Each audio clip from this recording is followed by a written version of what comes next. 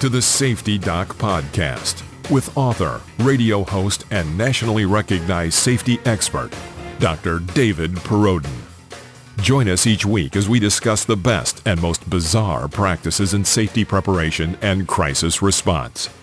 Follow Dr. Perrodin on Twitter at SafetyPhD. And remember, the truth will keep you safe. This is Dr. David Perrodin, and I want to thank you as we begin another journey into school and community safety. If you're looking for industrial safety expert, Appalachian State University professor Dr. Timothy Ludwig, please visit www.safety-doc.com. Again, that's Dr. Timothy Ludwig at www.safety-doc.com. Hi, everybody. This is Dr. David Perrodin, and welcome to the Safety Doc Podcast. Today, I have security expert Trip Elix on the show. Trip, welcome to the Safety Doc Podcast. Thank you very much, David. I'm excited to be here. So it is crazy right now. We have another breach in Equifax and the big three. We're hearing more data is being stolen. Facebook, everybody's on Facebook, right? Facebook is indicating, they've been harvesting different data sets, including text messages and phone calls and things like that. And all of this is coming out right now. And this is the world we live in. So I know you have done so much, including publications, presentations in this area. That's why I believe you're going to be able to offer a ton to the listeners today. So, Trip, tell me about you. Sure. Well, I got totally disgusted at the amount of information being collected. I am a security analyst. And what my job is to secure companies. And I'm one of those guys that can look at packets and know where they're going from. Fortunately, most of these applications, and one of the things that confuse a lot of people that I really want to put out there first so that everybody knows exactly what I'm talking about all the way through this. Right. Everything is a program. So when you run a web browser on your cell phone, that is a program. You call it an app there, but it's a program. It may have linkage libraries that get called, but those are also pieces of a program. When we talk about a virus or malware or even spyware that was created by data pimps, by the way, that okay. those are programs. So when you have a virus that is not just meant on destruction, in other words, it's going to scramble your computer up. Malware and viruses all are big fans, or at least are creators of Steven Spielberg for some reason. Okay. Because they all call home like E.T. It makes it easier to pick them off because eventually they all dial back to the creator. Right. And that's how you can tell. Well, unfortunately, when you browse on the internet, there can be up to 50 companies tracking what you're doing in your own web browser, using your connection, using your bandwidth, using your mobile minutes or gigabytes that you pay for. And these consume data, and I just got tired of trying to figure out who each one of these guys was. So when did you jump in and really say, I'm going to take this on. I'm going to become a public advocate to go up against this. When did you do that? About 8 months before I was a victim of identity theft. I live in a middle-class neighborhood, and on one side of me, I have a woman that has 4 kids. She lives alone. On the other side of me, I have a doctor and his wife and a little boy that looks like he's 11 or 12 because they play catch every once in a while in the yard. And we were all victims of identity theft. It's crazy. 250 people, everybody that lives on my street and a couple others, were all victims of identity theft because a group of thieves bought our information from a data broker. Wow. And signed us up for a service so that we would receive a new cell phone that was supposed to be mailed through FedEx. My local police department arrested the FedEx driver. They didn't invent this, by the way. This group or gang did this in 4 other states, and the FBI had called them. So you said they bought the data. Tell me about this data broker where they get this data.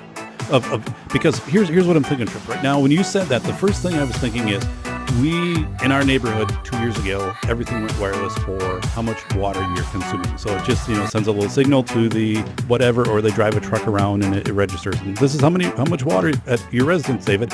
And they used to have the meter reader. So I was thinking, this must have been a hack where they went in and that they worked somehow through the system. But no, somehow they got this data set. So tell me more about this data set before we go. Well, I mean, I'm curious. I want to know, because this could be me. Well, the thing is, data brokers, you mentioned earlier when we were talking, the inventor of data brokers was this company that's now called Equifax. Originally, they were called Retail Credit, I think, and they were the first seller in the United States of personal data. Eventually, it got turned into a credit report number after they had been so vicious to actually deny anybody that wasn't white and male of having credit. In the 1970s, that changed. And because of the civil rights movement, the women's rights movements, this all changed the credit industry, quote unquote. And it made things a little bit better, but they were still reports of credit companies hiring private investigators to go through people's garbage to figure out who they are.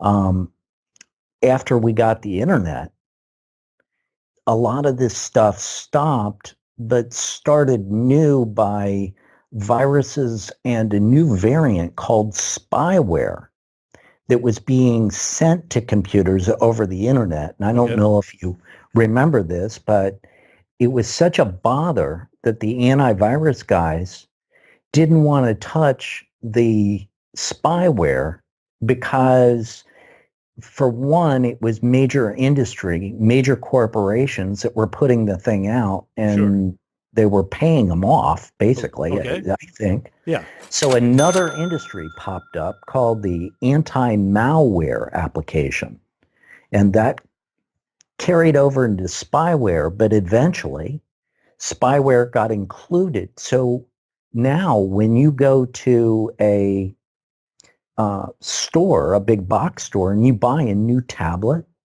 you buy a new phone, or you buy a new computer, you may find applications that are pre-installed by the manufacturer or the retailer that have spyware components in them. Right.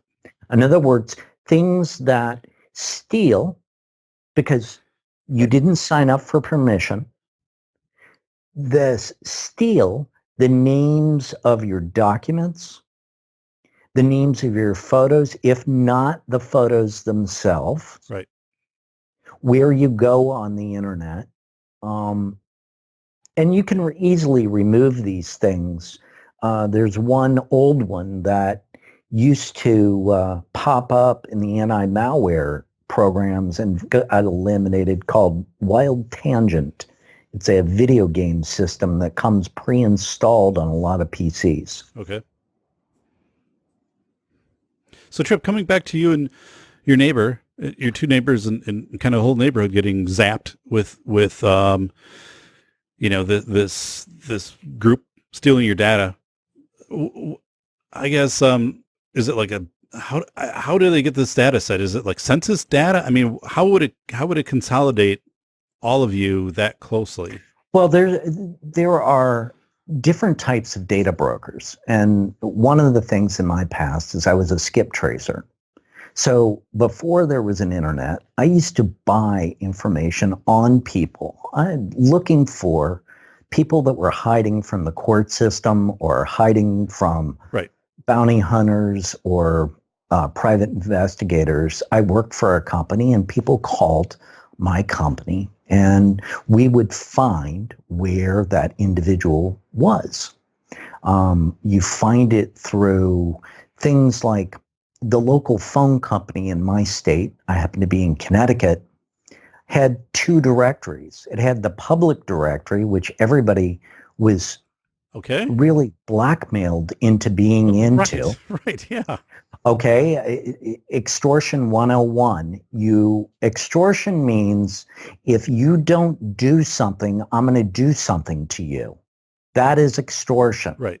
So when you go to a store and get a loyalty card because they're going to charge you $4 for a stick of gum without a loyalty card, or it's 75 cents, you take your pick.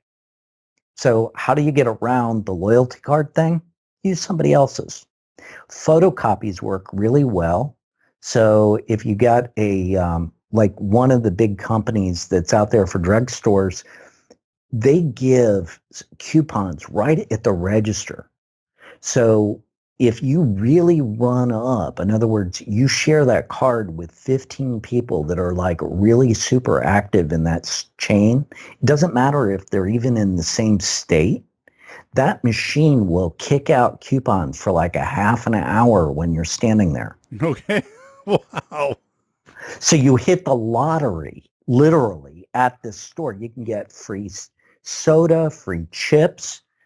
We got 25 people on the exact same card number. All we did was photocopy the card and then glue it to the bottom of the card that they give out. So the clerk just swipes the barcode and you hear ba-da-ding, ba-da-ding. Yeah, no, I totally get what you're saying. And everybody has this thing where they got to have it for themselves, share this stuff. It messes up the brokers. Okay. So really, that's the way to fight back is that. And by the way, the thing that I also did is I created a petition and I stuck it online about the identity theft stuff. Right. It's on my it's on a blog post. It's actually on change.org, but you can find the blog post on my website, tripelix.com/blog. It's about identity theft, and you can find the link there if you want to sign a petition that goes to every member of the Senate and House Banking Committee.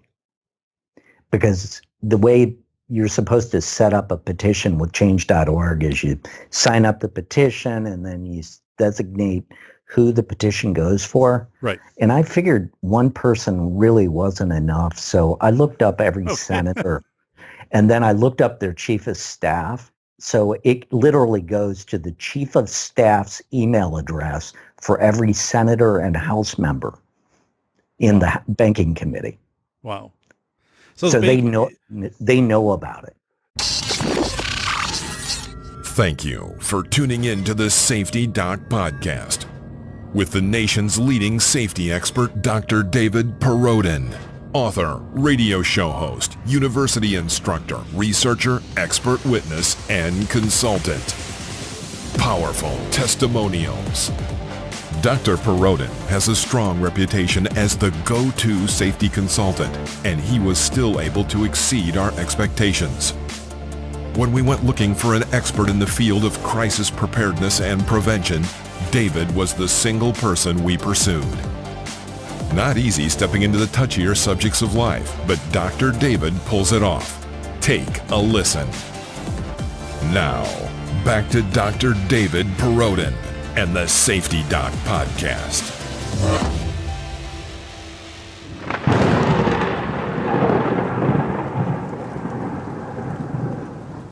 So let's talk about Equifax. We're talking about banking, and not only Equifax, but I mean it's been Wells Fargo, and I mean probably everybody in banking has come out and said, "Oops, we had a data breach and we're not sure what happened."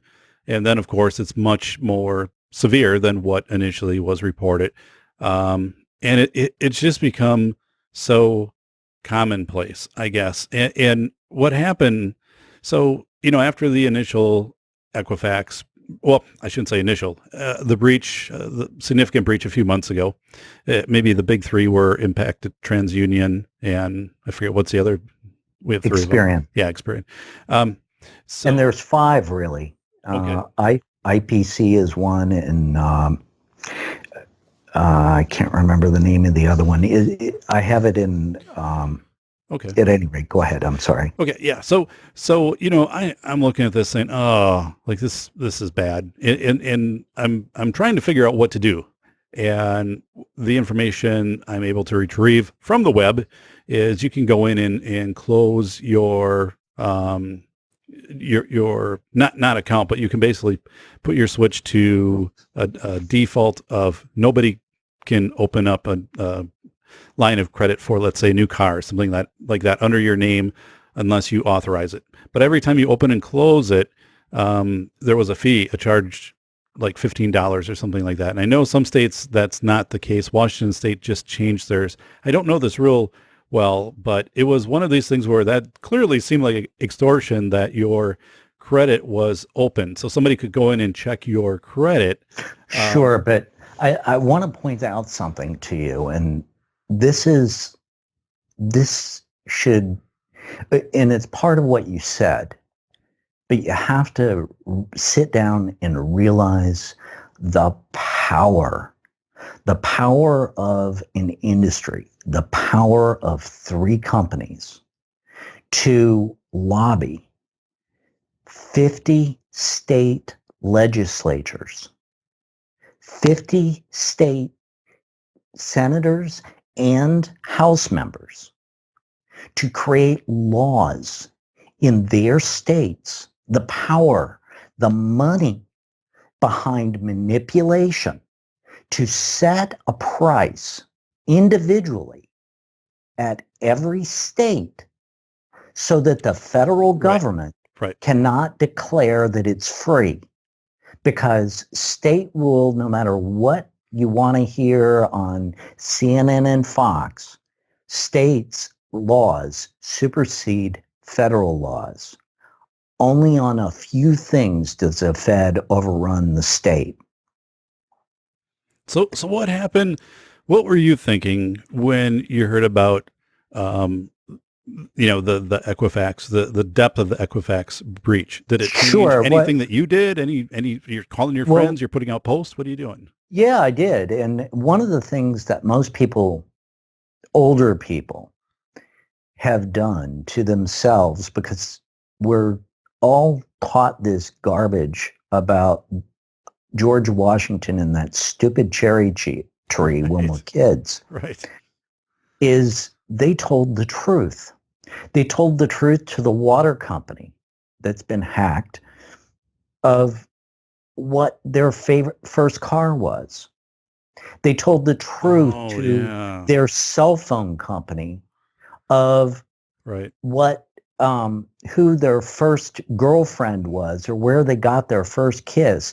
And by the way, there is a broker, there's two of them out there online, that will sell me the answers to most security questions. They'll sell it to me for $35. $35. I've bought it before. Wow. I bought it in the late 1980s. That's scary. Okay. Equifax has all of your security answers because they've been tracking each of us so long that they know the names we've forgotten, like our first, second, third, and fourth grade teacher. Right. Okay. The colors of cars that we've had in our lifetime. The names of your pets. The credit industry, let's go back to spying and its root, because the credit industry and the Credit Reform Act in the 1960s and 70s, or 1970s, they weren't the first ones to use extortion and blackmail. Our nation had a great institution founded by a blackmailer. And when they talk about the FBI, should always bring up J. Edgar Hoover. Right. J. Edgar kept files on politicians and American citizens using the FBI to spy on us, and kept himself in office from Calvin Coolidge out to Richard Nixon, the only bureaucrat to ever pull that off. For so long, nobody would fire him. Right. He retired in 1969. That same year, Charles Ward and his brother Stephen created a new company, a company that you know the name of. You just didn't know that when you refer to it, you're talking about a brand name like Q-Tips or Kleenex. All right. And that name is Demographic Inc. It was a database for the Democratic Party. The Republicans had one too, but their database grew to be commonplace, to be a member of societal wording and knowledge that everybody's information was part of a demographic, quote unquote. The name changed 4 times, and today they're known as Axiom Corporation. So if you go onto Google and you type Facebook Axiom, you'll see that they are a partner. They're a direct competitor of the credit bureaus that we were talking about, Experian, Equifax, and TransUnion. Okay. They are a direct competitor, and they compete with some services of Experian. Experian likes to think of itself as it likes to think of itself that it knows best, and actually became the guardian for our Social Security system.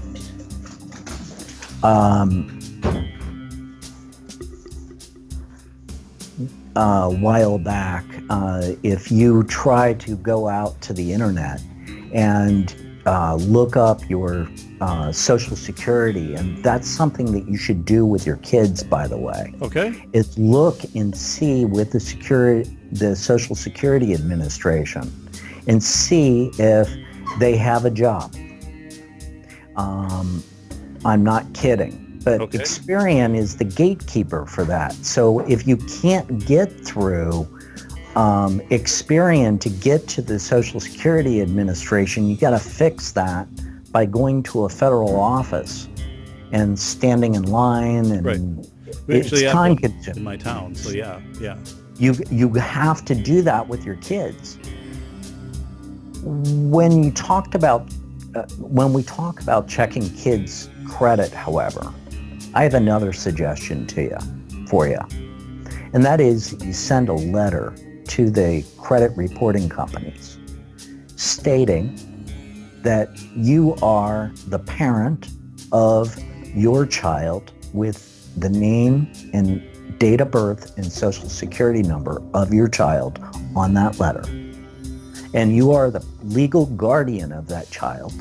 Okay. And you do not allow that child's information to be sold, queried, or used in the credit system until they are 18 years old. So as I hear that, I'm like, ooh, like I'm sending something that has their Social Security number and birth of date on it that's making me nervous. So tell me more about this. Put it in an envelope, send it certified return receipt. Make sure that you put a piece of paper in the envelope stating that they agree that they will remove it.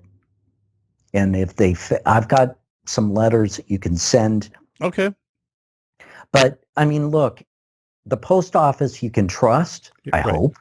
Right. And they're going to drop it there. They've already got this information about your kid. Right. Right. So we're not sending anything new. All we're doing is affirming that your child's information, this thing about public information, David, you have something public about you. You have the address that you live at. Right. Yeah. That is public. Right. I mean, nothing else about you. Your name belongs to you. Right. It can't belong to me. It belongs to you. Right. If a data broker has your name, it is your name. Period.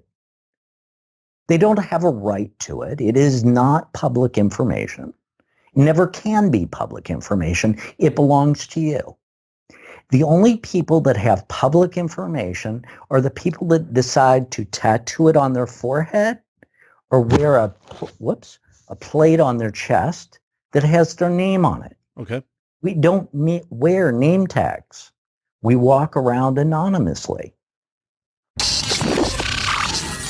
Thank you for tuning in to the Safety Doc Podcast with the nation's leading safety expert, Dr. David Perrodin. Author, radio show host, university instructor, researcher, expert witness, and consultant. Powerful testimonials. Dr. Perrodin has a strong reputation as the go-to safety consultant, and he was still able to exceed our expectations. When we went looking for an expert in the field of crisis preparedness and prevention, David was the single person we pursued. Not easy stepping into the touchier subjects of life, but Dr. David pulls it off. Take a listen. Now, back to Dr. David Perrodin and the Safety Doc Podcast.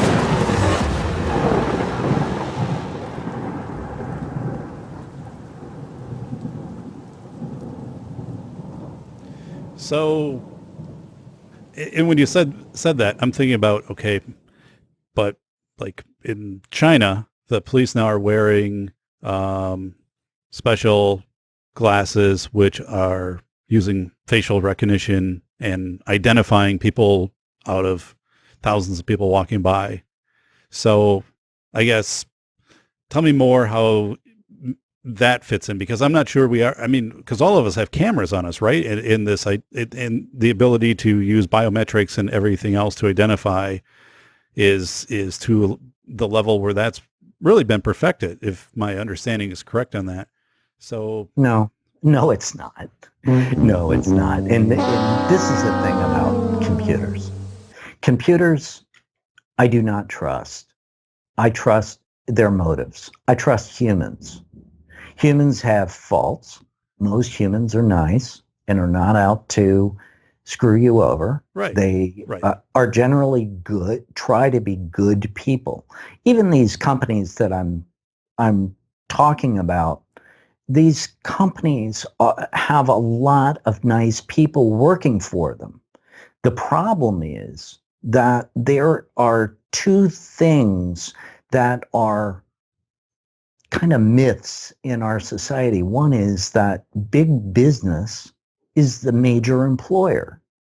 The major employer outside our government is small business, meaning the guy that owns the convenience store, the person that has the tire or muffler shop, even if it is a franchise. These small business people are the major employer in the United States. And the myth that social media is important to the guy that owns the muffler shop for his new mechanic is just that. It's a myth. But there are people that are going to work for corporate America, and they need, you can't eliminate all of the electronic form, because so much of society, if you will, believe in using Facebook, even though there's a delete Facebook movement, they're not gonna. They're going to stay there. They're believers in Instagram. And by the way, one of the things, you deal with small kids, and one of the things that people are using right now that's supposed to be a secure platform is a program called WhatsApp. Okay. Facebook owns it. Facebook's address is one hacker way. Right. Right. It was founded by somebody, Mark Zuckerberg, stealing information from his university. Right. Yeah. I remember. Okay. Remember the account. Yeah. And then he teamed up with a guy that was a hacker, Sean Parker. And they built out and got the money men together to build this Goliath that is teetering into the data brokers. You got to remember that these big companies teeter and totter back and forth. But if you believe that somebody, namely Cambridge Analytics, built some app on the Facebook platform that is filled the biggest employer of hackers in the world. Right. And was able to accidentally steal the information on 50 million people. I don't know what you smoke, Right. but you got to get a stronger dose, man. Right.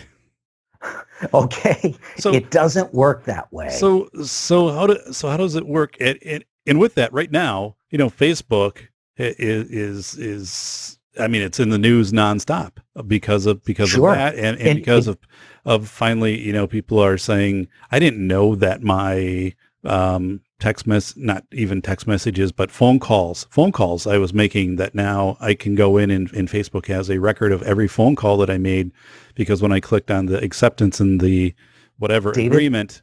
David, excuse me, but man, what you really should be talking about is Facebook Kids.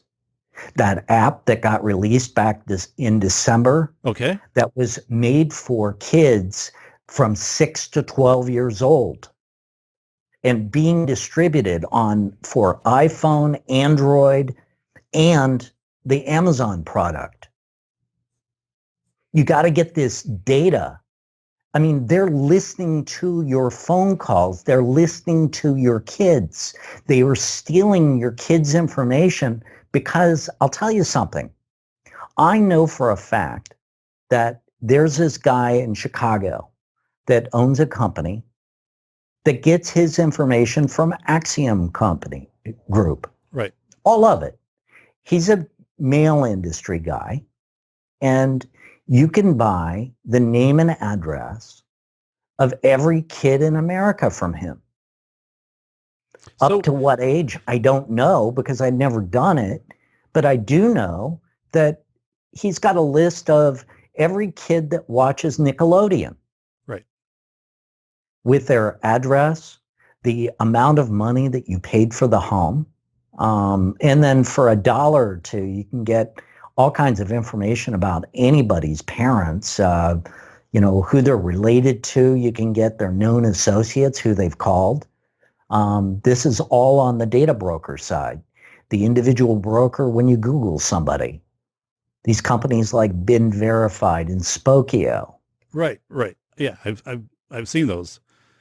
They're all tied together. This is the thing that people don't get, is that when you use your credit card and you stick it into the credit card reader at your podiatrist, that credit card transaction is associated immediately with what you searched for online, who you liked, and who your friends are on your cell phone, who you call.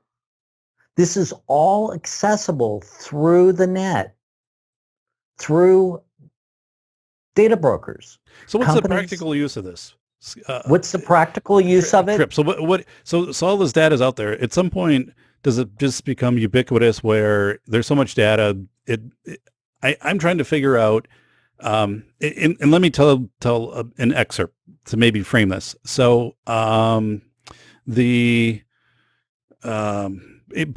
the riots in Berkeley, where about 6 months ago, but it would be the Antifa versus whether it be like a Mike Cernovich and the INSI, the helicopter with the INSI reader that grabbed everybody's cell ID that was at that protest. Yeah, go ahead. Okay, so the thing is, this was for days being cultivated online that this protest was going to happen, yet there wasn't much of a police presence. I talked to somebody who was there, and their observation was, and they would be a trained observer, was, this should have been prevented. Like all of these signals, all of this information should have easily been tracked. These were all high profile people that were setting up basically this confrontation. And there was basically a very minor police presence, and what was there was almost a stand down order to their perception. So that makes me wonder also, so this information is out there. It's like somebody knew this was totally going to play out. Like I'd have to believe that the authorities, whether it be the FBI, CIA, agencies I'm not even aware of, but totally knew this was going to play out. Totally. And made the decision not to interject in this to prevent it. And so I don't know. I guess there's a belief. Okay. There's a belief that big data is going to solve something. Big data can't predict a ham sandwich. So what we're leaning on right now is we're leaning on AI. And AI is going to be the thing that picks up the goof up in Florida where the kid had been seen by the police department or had 60 plus interactions and the FBI were notified. Right. Stephen, Nicholas guy that killed all those people in Las Vegas, that flew under the quote radar. I got bad news for you, but he checked into a hotel. He used a credit card. Right. There is no flying under the radar. The idea you can fly under the radar as a parent, though. Some of the things that you should do in the credit industry, I'll go into later. But these things about the data and the idea that AI is somehow going to be the end all to beat all. The problem with AI is motives. And this is this. Do you remember that bully when you were 9 years old? Sure. Okay, AI is going to be your personal bully without remorse, without a mother, and it's going to get unleashed on you. The idea of collecting mass amounts of information has one purpose: blackmail. That's it. So there is no benefit to you. The idea of big data is very simple. The idea of big data is to collect all this information about everybody, figure out who's going to keep their mouth shut, and then you can charge them more because they won't complain. Okay. It's really a perfect system. It's silent, and anybody that voices up gets a discount. Anybody that makes more money gets a discount, and the best part about big data is people that can't afford it, we can charge them more and they won't say anything. It's a beautiful way to manipulate profit. So how does that manifest today? Give me an example. And of course, you don't have to identify a company or anything, but give me an example of how that actually is happening, like right now. Sure. Well, for one, your own health insurance, your own home insurance, and your own auto insurance You got to know people that are the same age as you. You got to know people that also have PhDs that you associate with. Ask them how much they're paying for car insurance. Really, Okay. ask them. You will find differences between how much they pay and you pay. One of you may charge more or less, and I can't tell you which one that is. Okay. Yeah, I find it amazing.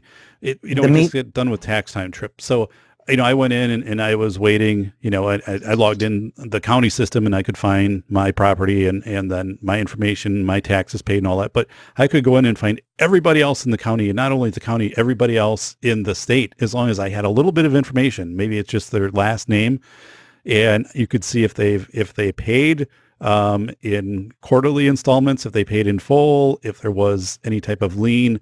But I'm like, oh my goodness, I'm like, this is crazy. And the value of their property, and if it's gone up, if it's gone down, and you should. This is what the power of having an open system of government. Okay. You see, information at the county level or the city level or whatever, this is called disclosable information. But if I take that information and I hold it from you and I try to sell it from you, or I try to extort it, and it's got your name on it, it doesn't belong to me. Your record belongs to you. Right. So don't put up with these guys stealing your information and selling it. For the most part, David, there's only 6 companies that have most of your information that sell it online. And the only thing that allows them to do it is your own guilt for signing some agreement somewhere and not reading it. Right. Okay, let's undo the agreement. It's really simple. It's sending a letter. It's really simple. All you got to do is send a letter to these big brokers and tell them, hands off, you can't sell my data anymore. And they will. Because if they don't listen, it's your data. They have not a leg to stand on. So the only thing that keeps these companies in power over you is your inactivity. If you stand up for yourself, right, they'll listen. They don't have a choice because you can sue them. So we just had the Cloud Act passed. Sure. Does that have anything to do with data and privacy and accessibility? Because my novice interpretation of the Cloud Act was this example where the government wanted somebody's iPhone or wanted Apple to go in and crack somebody's iPhone so they could get information off of it. And Apple said, nope, not gonna do that.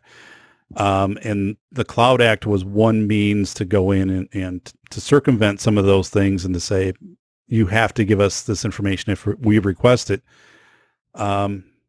So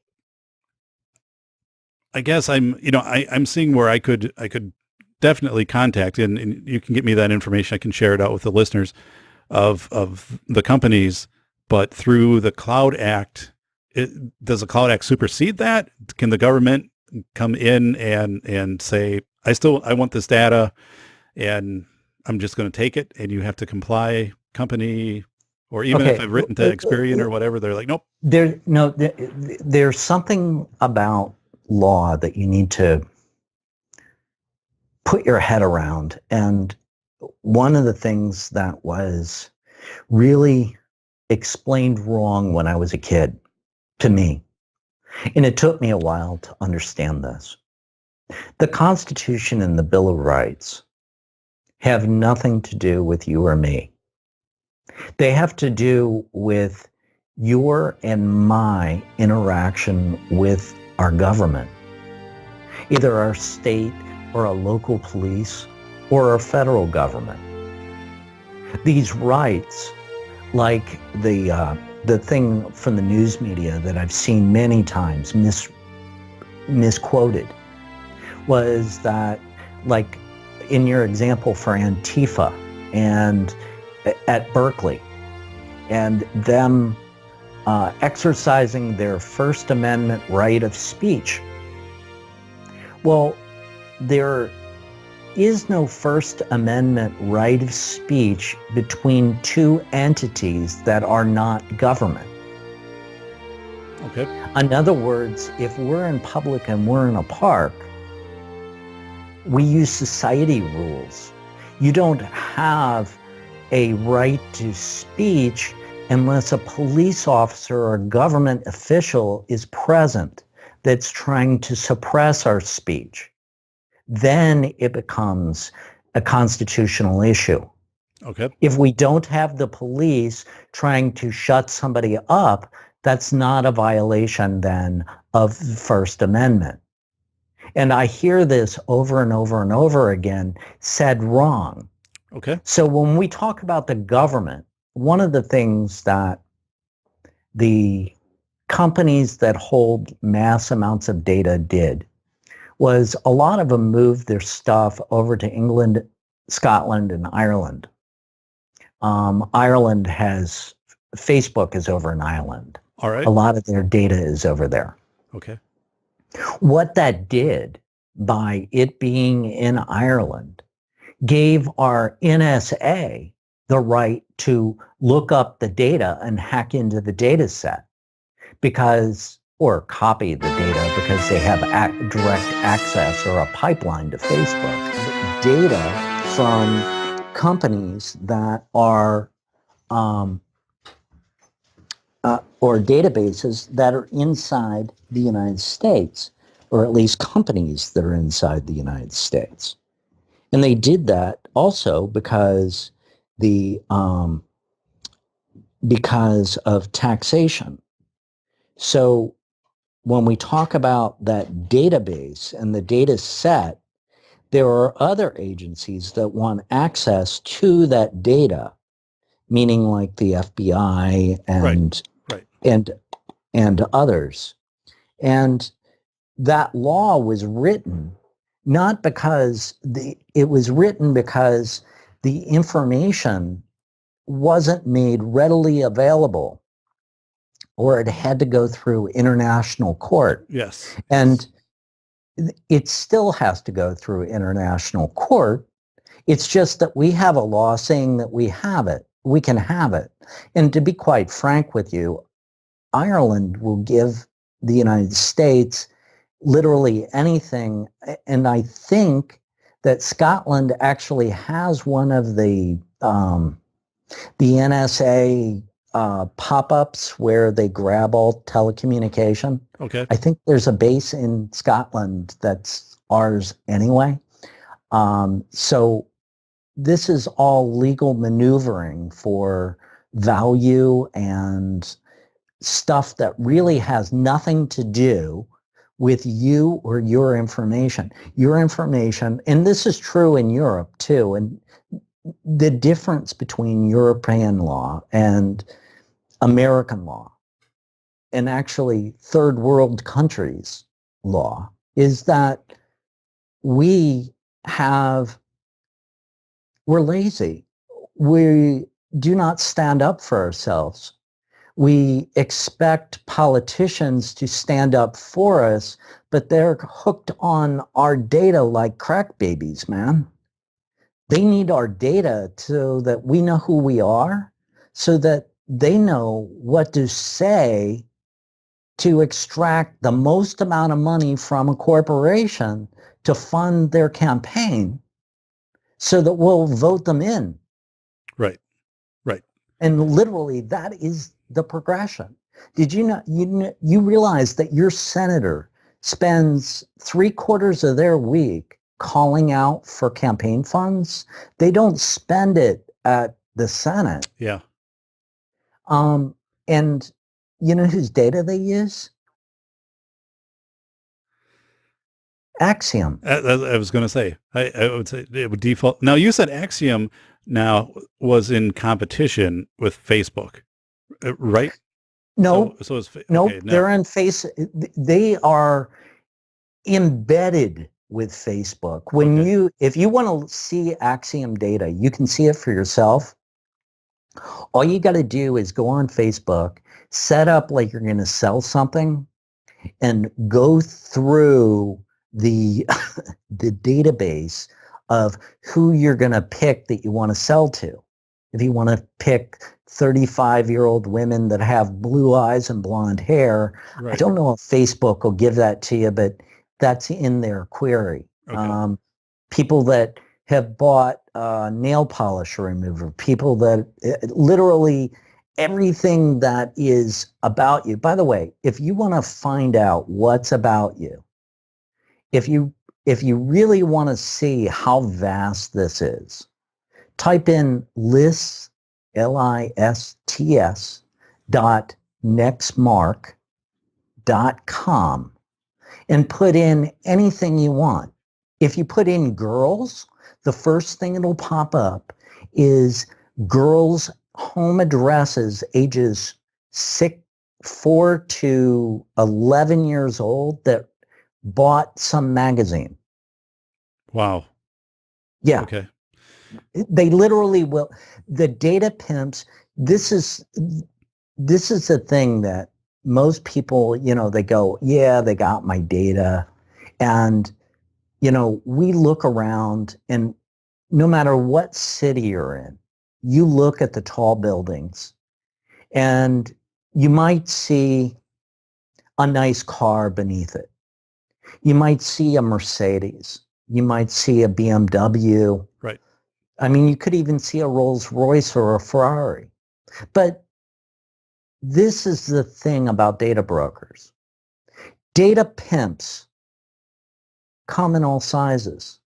And when I say a pimp, pimps got thrown off of Craigslist quite a while ago. Now they exist on back pages. Right. Right. These are the guys that sell women and literally will sell anything. Right.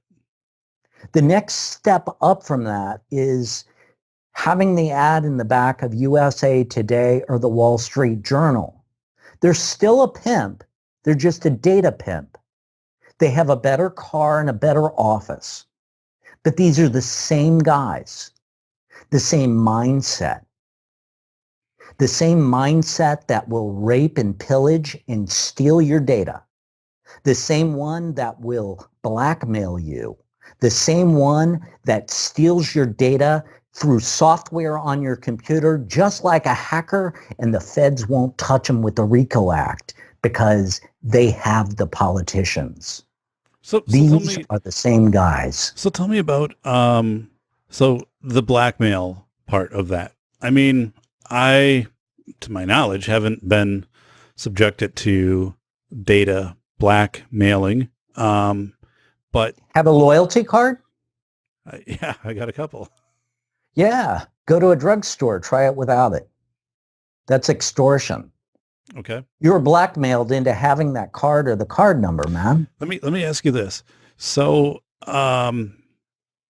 you were also talking to me off, but before the show, we had a conversation, and I have 2 children under age 18, and the amount of information that the school can gather if I sign the permission, saying that we can, if we can use their picture in school publications and share it with the newspaper and all of these other things. And plus we can ask them to participate in surveys of whatever.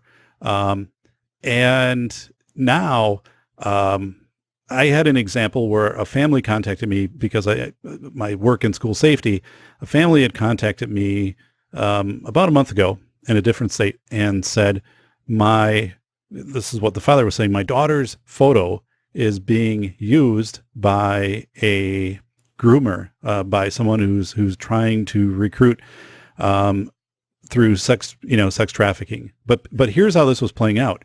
The picture was up on the school website. And so it's like this girl had gotten whatever, award for citizenship or whatever it was in school. School post on the website had a nice picture of her. A groomer takes this picture and basically builds a profile. And it's not this girl's profile, completely different profile. The picture is just the picture of this girl. So it's this neutral picture and built this profile and then is using this to fish, and they'll use like 200 Sure. of these. I was working with Hector Solis on the Awareness podcast, Dottie Laster and other people in the grooming and human trafficking, which by the way, is right now probably the number one concern of school districts across the country. We hear about gun violence being the number one concern. That is not it. I get contacted. It is about, Dave, our kids are being hit up by groomers. They're throwing nets of 200 profiles out there and they're taking kids right off of campus. They're showing up saying, I'm the uncle and all of these things, or they're waiting a block away. That's what is really like just, and there's no way to report this in schools, but I'm going to pull back from that. So anyway, this father contacts me and he says, what do I do? What do I do in this case? Because we just discovered this by chance. One of my daughter's friends said, oh my God, like you're online and this isn't you. And it was, and they contacted the school. It was he and his wife. We all were online together and I said, well, contact the school like immediately. And the school said, we didn't sell this. Like and they just identified it. It must've been taken off. It was up on the website, Sure. But he got back to me and he said, I had no idea this could happen. He was a professional, and just never thought. And here it is by chance, his daughter's picture, but it is showing up, as, hey, I'm interested in these types of things and, older guys and cars and stuff like that. And just, whatever, and looking always for a good time. And I like the warm weather or being on beaches. And, but again, here's where you and I were talking, also, about, you need to have a social profile. You have a social media profile. Otherwise, if you don't have a social media profile to prospective employers or colleges, you seem weird. So somebody's doing a search and whatever for this young lady, and some of her images come up, and all of a sudden one image comes up and it's this. Thank you for tuning in to the Safety Doc Podcast with the nation's leading safety expert, Dr. David Perrodin. Author, radio show host, university instructor, researcher, expert witness, and consultant. Powerful testimonials. Dr. Perrodin has a strong reputation as the go-to safety consultant, and he was still able to exceed our expectations. When we went looking for an expert in the field of crisis preparedness and prevention, David was the single person we pursued. Not easy stepping into the touchier subjects of life, but Dr. David pulls it off. Take a listen. Now, back to Dr. David Perrodin and the Safety Doc Podcast.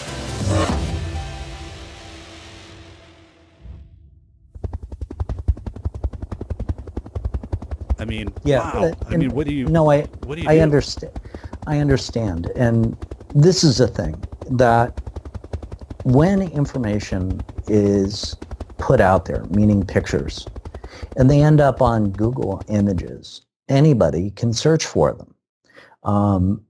If you want to find out who somebody is, for example, on a dating site, if you grab their picture and they've used that picture anywhere else on the internet, and you put it into Google Images, it'll pick that picture off for you, and 9 times out of 10, you can grab their name. But answering your question directly is, first of all, no child that is below 14 years old should have a social profile with their name on it. And what I'm saying is that you can have a social profile when you're younger than 14 years old. I don't really care when you decide you want to do that. You just make sure that your photo that you put on that profile is not on Facebook, Instagram, or WhatsApp, because Facebook will track you and trap you. So, and I'll explain that in a minute. But you can have a social media account with another name and go online and, Fred Flintstone does this or that. Now, parents, when your child turns 14 years old, should absolutely have a profile with as good as photos as possible put on Instagram, Facebook. You can also take pictures of your kid in places on family vacation. If you live near a golf course, keep an eye out for when they have golf tournaments, particularly charity events. All right. And grab a golf bag. You can get one from the pro shop. Put the bag next to your kid underneath the sign and just take a picture. Right. It doesn't matter if the kid participated. It makes the kid look like they participate in charity to that school in the future, that employer in the future. If you get a plaque, and go up to the fireman and ask the fireman to hold the plaque and have your kid shake their hand. From the distance of the camera, you can't read the plaque. Take the picture. Take a couple pictures. Do it with the police department, same thing. Or shaking the hands with a cop, take a picture. Put these pictures on social media. Build the character of your child. Around 16 years old, start having your child make essays and put them on YouTube, but don't share them public, make them private, about current events, but nothing political. Right. And I do mean nothing political because the sands of time can change. Yes. So make a documentary or a report. The importance of being a good orator, the importance of writing a blog entry, in other words, a smartly written essay on anything is extremely valuable to colleges, more importantly to employers, because most of your classmates don't know how to talk and they don't know how to write. This will give you a big leg up in your future. And it's a fun project that you, the parent, can do with your kid while they're still manageable. Because at 17, they know everything. And trust me, you're going to really have a hard time getting them to budge. On a lot of, and I know you deal, I heard that voice, you deal with them. Sure. But you can really build out a powerful sales platform because that's what social media has become. It's become branding for you and me. Okay. So why not use it to your advantage? So when you mentioned Fred Flintstone, now I've heard that like Facebook will run through and if you put in a name like that, they'll kick you off and they'll say that's not authentic. Like you have to have an authentic name. So I'm guessing you have to come up with, I'm saying do not even use Facebook. Any other platform. They can be on Twitter. They can be on Plus. I'm sure, and most people, look, the honest thing is kids don't like Facebook anyway. Little kids will do anything that adults are doing. Right. But your teen is not going to do what you do. They're going to do something else. And most of them already know that these guys are not to be trusted. Nobody in the data business, the cloud is not to be trusted. Okay. So okay. Sure. So let me throw this at you. So two things. One is you mentioned Facebook Kids as coming out. So is that gaining traction? And if so, I mean, what's the major threat there? I mean, is that starting to market specific ads to kids? Is it the other way or is it both ways where it's gathering data? Is it hooking? Because what I've also learned, it's grooming, like for the data pimps. It's grooming for merchandising directed at the kid, knowing Okay. who somebody is and shaping them at an earlier age. To be a consumer, because ultimately it's a consumer economy. And if you don't consume, the economy collapses, right? I mean, ultimately, that's the reality No, it's not a reality. That's a fallacy. That is a total fallacy. Look, dude, Okay. what do we make? Everything's coming from China. We make nothing. We make sodas. Fiat currency, right? The Federal Reserve. Fiat currency is what's made. No. Look, you do a service, okay? You don't make anything. I don't make anything either. I provide services. Right. The people that program and make video games, they make stuff. But, you know, all the products, the widgets that we use, these are all made on the other side of the ocean. We don't have to buy their crap. We don't have to waste our money and our time buying this crap that doesn't really make us happy, that we fill landfills full. Right. I mean, this is all a fallacy in society brought on by a group of companies that really don't give a crap about you and me. Their whole goal is to sell us junk that we don't want and don't need, to trick us into not having a retirement. I mean, literally, what for? Right. It doesn't buy happiness. No, I agree. And there are many companies. I shouldn't say many companies. I've listened to a few documentaries about a few companies that have offered their employees the ability to have a microchip implanted, and then that would identify where they were in the building, when they logged in, whatever. Then a majority of employees opted to do that in these settings, because they said it's just easier. I don't have to have my wallet. I get the credit for this. I get the whatever. So that is the extortion of saying, hey, then when you go through the lunch line, we'll just give you a discount because we don't have to mess around with you doing a transaction. But I'm thinking right there, that person instantly becomes identifiable everywhere. And if they're walking down if they're online, everything is being marketed to them because they know how much they're an idiot. That they're an idiot, but they know that they went to a camping store like a week ago, so they're just going to get inundated with camping things. No. RFID. No. Slow down, man. Slow down. Okay, so this is the way the system works. All right. First of all those people that agreed to be chipped are the group that I was saying big data wants to know because they'll get to pay more. Those are the people that get to pay more.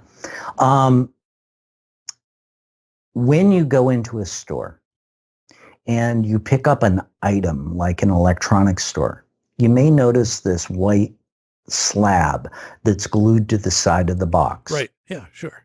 Okay. That is called passive RFID. And what RFID does is RFID is an old technology that was started out in World War II. We put a piece of metal inside of an airplane and charged it, and we could tell if the plane coming at us through radar was ours or was the Germans. Okay. The Germans eventually developed the same technology and were able to tell if it was their plane or ours. RFID, when it's passive, means that it has no battery in it. So when you go into a store and they put the item on the counter and the counter goes beep, the beep represents that it successfully read the ID number of the chip into the bank. In other words, into the database that is marked sold. And then all those items get dumped into a bag. And as you approach the exit about 15 feet away, the exit gate has that big bar. Yes. The big bar is a huge antenna that excites everything's in the bag and reads the contents of the bag and sees if there's any ID number in the bag that was not marked sold. And if there is, then the alarm goes off. Right. Okay, that's how that system works. Okay. That same chip is miniaturized and put into a little vessel that can go into the body. And it's about the size of a piece of rice. It's a 16-digit ID number. The problem with that 16-digit ID number is that it just broadcasts. So if I am 30 feet from somebody that's wearing one of these or has one implanted, Right. I've got their number. Oh, So okay. So now I can, for $15, buy a piece of equipment that allows me to make a card that I can slide into my pocket and then pass through the gates of every one of these employees. Oh, wow. That makes sense. Right. Okay, so how you get around this is you talked about facial recognition. Biometric, there's an idea of security, and let me explain what true security is versus what a password is. Password is not security. Right. You having three things about you. Who are you? What do you know? And what do you have? These three things establish who you are. Who are you? You're David. Prove it to me. You can give me a state ID that matches your name. So you must be David. What do you know? You know that I'm asking too many questions and you'll call me on it. But you know that your name is David. In other words, who are you? What do you know? What do you have? The problem with the credit card industry is it's what do you have? It's the same thing as money, except it's not money. In other words, if I go to a store and I have a transaction with you and you tell me it's $5, if I give you $5, the transaction is complete because you trust the money and you put it in the register and we go. Right. Credit card transactions have what do I have and what do you know written on them. That's that number that's on the back of Visa and MasterCard and on front of American Express for online transactions.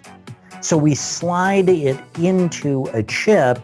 The chip reader is much slower than the mag strips. We already know that.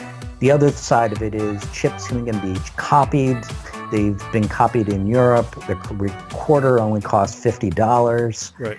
So what's the difference between a mag strip and a chip on a Visa card and MasterCard and a machine to do fraud? The difference is $50. You can do the mag strip ones for free. The square readers work on a cell phone and you can duplicate one. So credit card transactions are what do you have? If you are forced to use a PIN, that's what do you know? But there's no question of your ID. If they took out your ID and you had to show your ID, that's a complete picture. So what do you have? What do you know? And an ID. Until we get to the point that we're going to make the electronic systems have all three components, we're always going to have fraud. And quite truthfully, the banking industry doesn't pay for fraud. We do. We pay through what's called the FDIC. Sure. So when a bank loses money because fraud has occurred, who pays? The merchant pays, the FDIC pays, or we pay. The bank never pays. Look at 2008, no arrests. Those Right. guys all got scot-free. Every one of them. Right. And the billions they ripped off, wow. That's big money, man.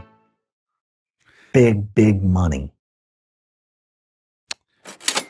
So let me throw something out there. So what if we get down the road to 20 years from now and cryptocurrency, the government, just like, we kind of went off the gold standard, government says we are going to convert everything to cryptocurrency. So your one paper dollar will now be $1 in cryptocurrency assigned to you through the U.S. whatever cryptocurrency system. Do you see that as a possibility that we are going to? Because here's something that I'm trying to think of how this might impact me, but then also my daughters, and we get to the point where paper currency is done, meaning that, and I guess you could legislate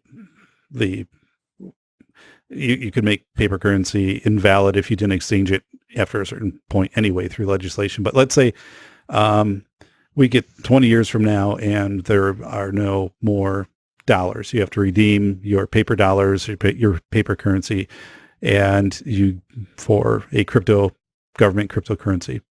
Now, if that happens, we can have retroactive taxes put on us. We can have wealth redistribution put on us. We can't take the money out and have this negative interest rates. Who the hell would have thought that happened? I mean, and that didn't happen in the U.S., but it happened overseas. Negative interest rate policy, unbelievable. I mean, Tripp, I remember taking out certificates of deposit for 10%. I still have stubs of those, and to think now that putting your money in the bank, you can put your $1,000 in the next year, you'll have $950, left. So, how do you see this too, from a security standpoint of, is society moving toward a cryptocurrency? And if so, what are the checks and balances in that from a security standpoint, even from a government who's being manipulated, who's spending 3/4 of its time? Okay. There's two sides to money. There's electronic money. There's the money. There's three sides to the economic system. There's an electronic fund system that we use that is, in best case, stupid and enforced upon. Look, J. Edgar Hoover did something really bad back in the 1930s. I think he did it.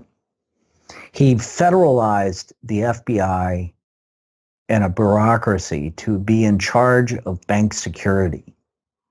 And what that did was it made it banks not responsible for securing the bank and the money. Right. In the 1980s and actually the 1990s, the responsibility of the validity of your account, in other words, how much money was in your bank account, got shifted to us. We are now responsible to check our account and know that the right amount of money is in it. And if there is less money in it and we notice within 30 days, we can have it back. However, if the bank puts more money in it than is supposed to be there, and you gain any interest, they take the money and the interest. Sure. This is the bank. You said sure. Well, yeah, I would say that'd be fair. If there was an error and you gave me money that I shouldn't have and it acquired interest, I wouldn't expect that I would be keeping the interest on it. The bank system is upside down and backwards corrupt. Okay, the other side of it, David, that you don't realize is that we live in this society. The dollar is a global commodity. During the Obama administration, we gave the Iranians $10 billion in cash, meaning a pallet of money. Right. We didn't give them electronic funds for a reason. And that is that the global economy runs on the black market, runs on the drug market, runs on the arms market, runs on American cash. Okay?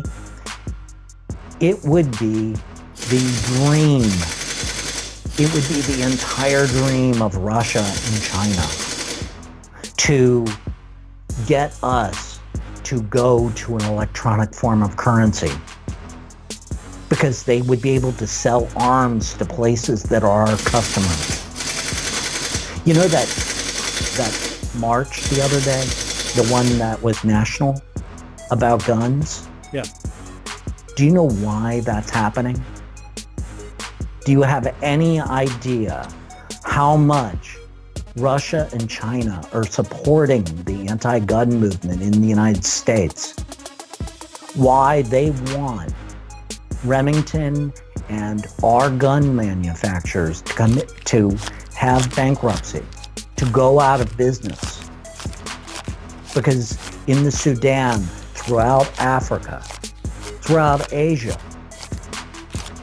parts of Asia and the Middle East, everybody's buying weapons and we're selling them. And if our manufacturers go out of business, it's going to be Russia and China selling them. Right.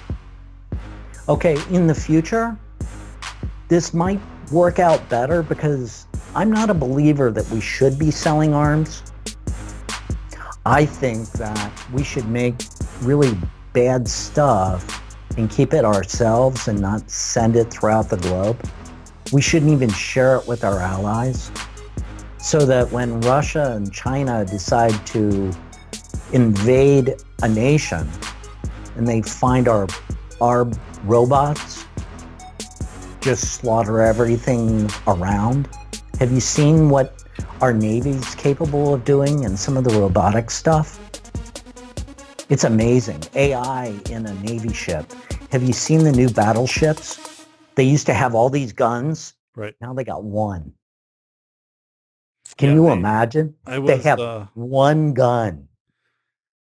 It shoots 400 rounds a minute that are bigger and badder than the stuff they used in World War II and more accurate. Right. By the third shell coming out of the thing, they're dead on target. Amazing stuff. Our stealth technology can't be beat on above land and in the water. Yeah, I was again going through some information about how I think it was right around Christmas, the Air Force released that they had done a drone drop from, I don't know, some plane, and basically dropped like 75, 80 drones, and within a few seconds they all synced up. And these were smaller drones, so maybe like 2-3. Yeah, the swarm. You can look at that on YouTube. Yeah, so they did that, and then they also have that ability now in the ocean, and it's just a matter of scaling it so you have enough of these devices to withstand the pressure of going, deep ocean, and what your energy source would be. But of course, not far off, where you could pair that with a submarine. Really, truthfully, this is a problem in our society.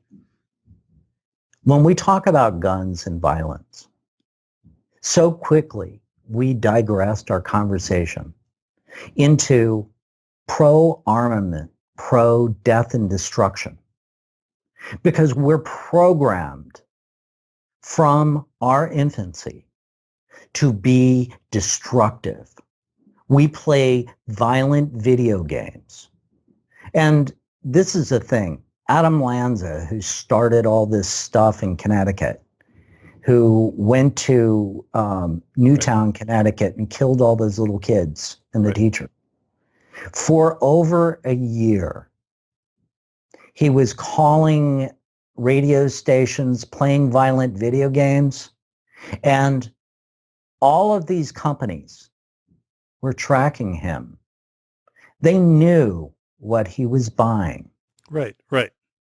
Okay, law enforcement either isn't given the privy of private stuff. So this is the thing about Facebook. This is the thing about Twitter. When you find something wrong on those systems and you report it, you're a jerk.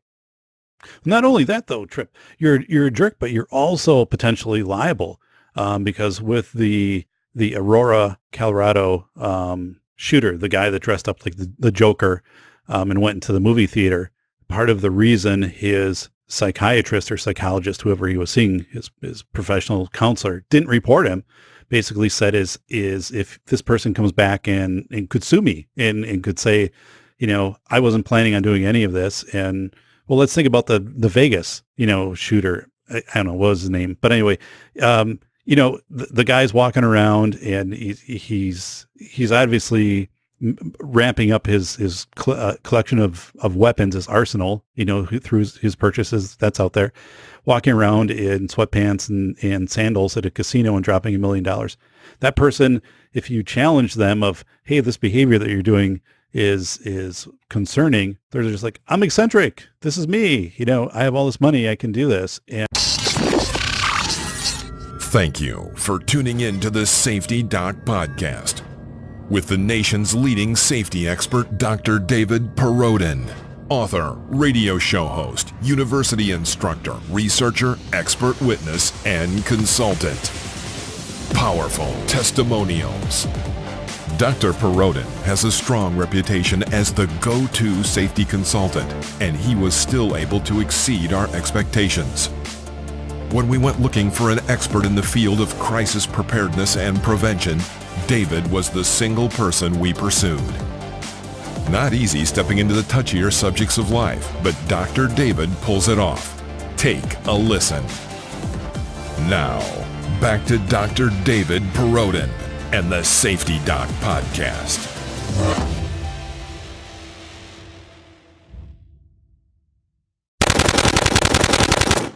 And well, that's where the question for 2050 is going to be, do we really want thought police? And I'm fortunate that I'm not going to see that or us have that debate, because it's going to be presented through AI about the same time that AI takes all of our jobs. People think it's robots, but Facebook and Google and a bunch of these companies are creating this literally scary stuff. Thank you very much. The narcissism that scientists have that think they're smarter than them. It's scary stuff. You should watch Elon Musk talk about this on. He's been very vocal about AI and actually owns one of the AI production plants. Okay. He has AI, and it scares him. Yeah, I know generally it's accepted between 2040 and 2045 would be the point of singularity. And then, also the question with Bitcoin, and harvesting Bitcoin was the likelihood that you would just have your computers become so efficient at harvesting Bitcoin that it would be harvested way before, I don't know what, 100 years from now or whatever it was supposed to be, that the computers would figure that out. And once they did, could literally harvest it probably in a matter of days. Now, see, the problem with Bitcoin is this. I think Bitcoin is related to DARPA in a way. I don't know who did Bitcoin. Nobody does. But I'll tell you why I say that. I go to hacker cons. I hang out with the black hat guys at times. Yeah, and through this, Trip, tell us more about that. For the audience, yeah. Yeah, sure. And for the most part, hackers are a group of people that care. They care about society. They worry about intrusions. They write the code that is on firewalls and write the firewalls and monitor the firewalls and develop stuff. They expose the weaknesses of equipment, not necessarily for profit, but so that you know and you don't get taken. And when I went to DEF CON, which is on the West Coast, it's held in Vegas once a year. And it's actually put on by the NSA, Intel, and Sony. For that is who the directors work for. All right. When I went,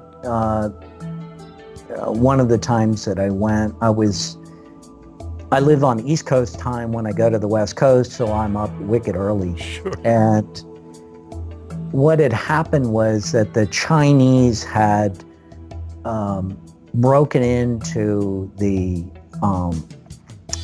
database that had the identities of everybody in the government, including their security clearances.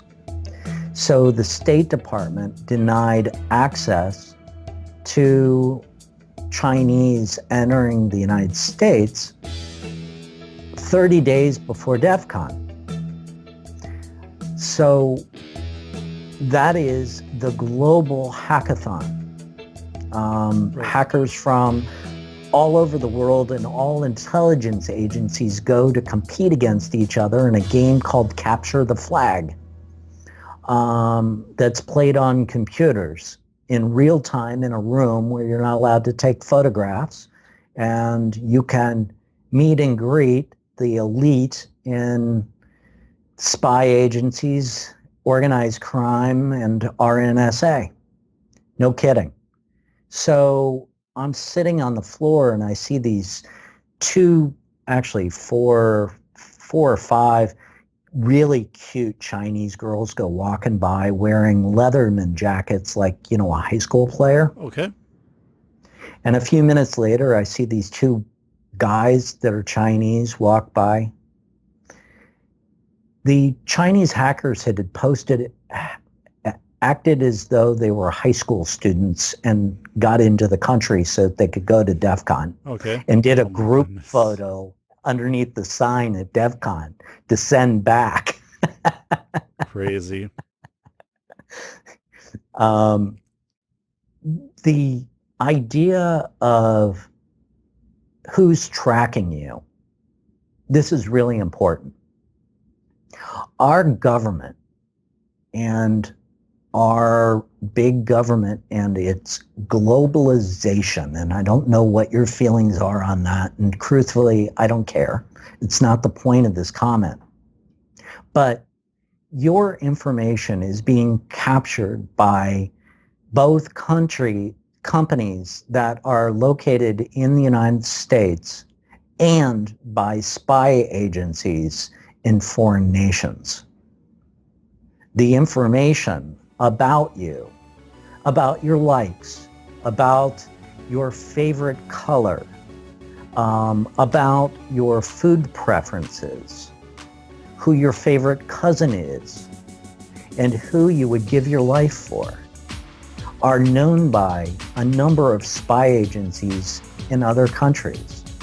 Because if that person that you would lay down your life for actually ends up working for the military, yes, or a defense contractor, or is a doctor who has to give a psychological assessment of somebody that's of key importance, it's how we can step on you, Doc, and know that you will not open your mouth. You see, that's who you are being careless with about your data. Now, let me say that you can get a free document about stopping browsers from tracking you right off my website. Yeah, I think I've got it up. Elix.com. And I sent you a copy of it. Yeah, got it up. It's better if you download it, David. And I'll tell you why. Because all the links for all the sites that are listed there with the little wizard, right? I made it really easy. I put a picture of a wizard next to all the downloads to make it really easy so you didn't have to read everything. The links are hot links. So if you have it in electronic format on your phone, you can just click. Right. I've got it up right now. It's right to me. I've got 3 monitors. So Trip, when did you do this? And that was one question. And why did you do this? Because, I mean, this is a hell of a lot of work, and you're giving this out for free. And I know you're a nice guy, but tell me what's going on here. Well, I knew about these companies tracking all of this stuff, and I actually had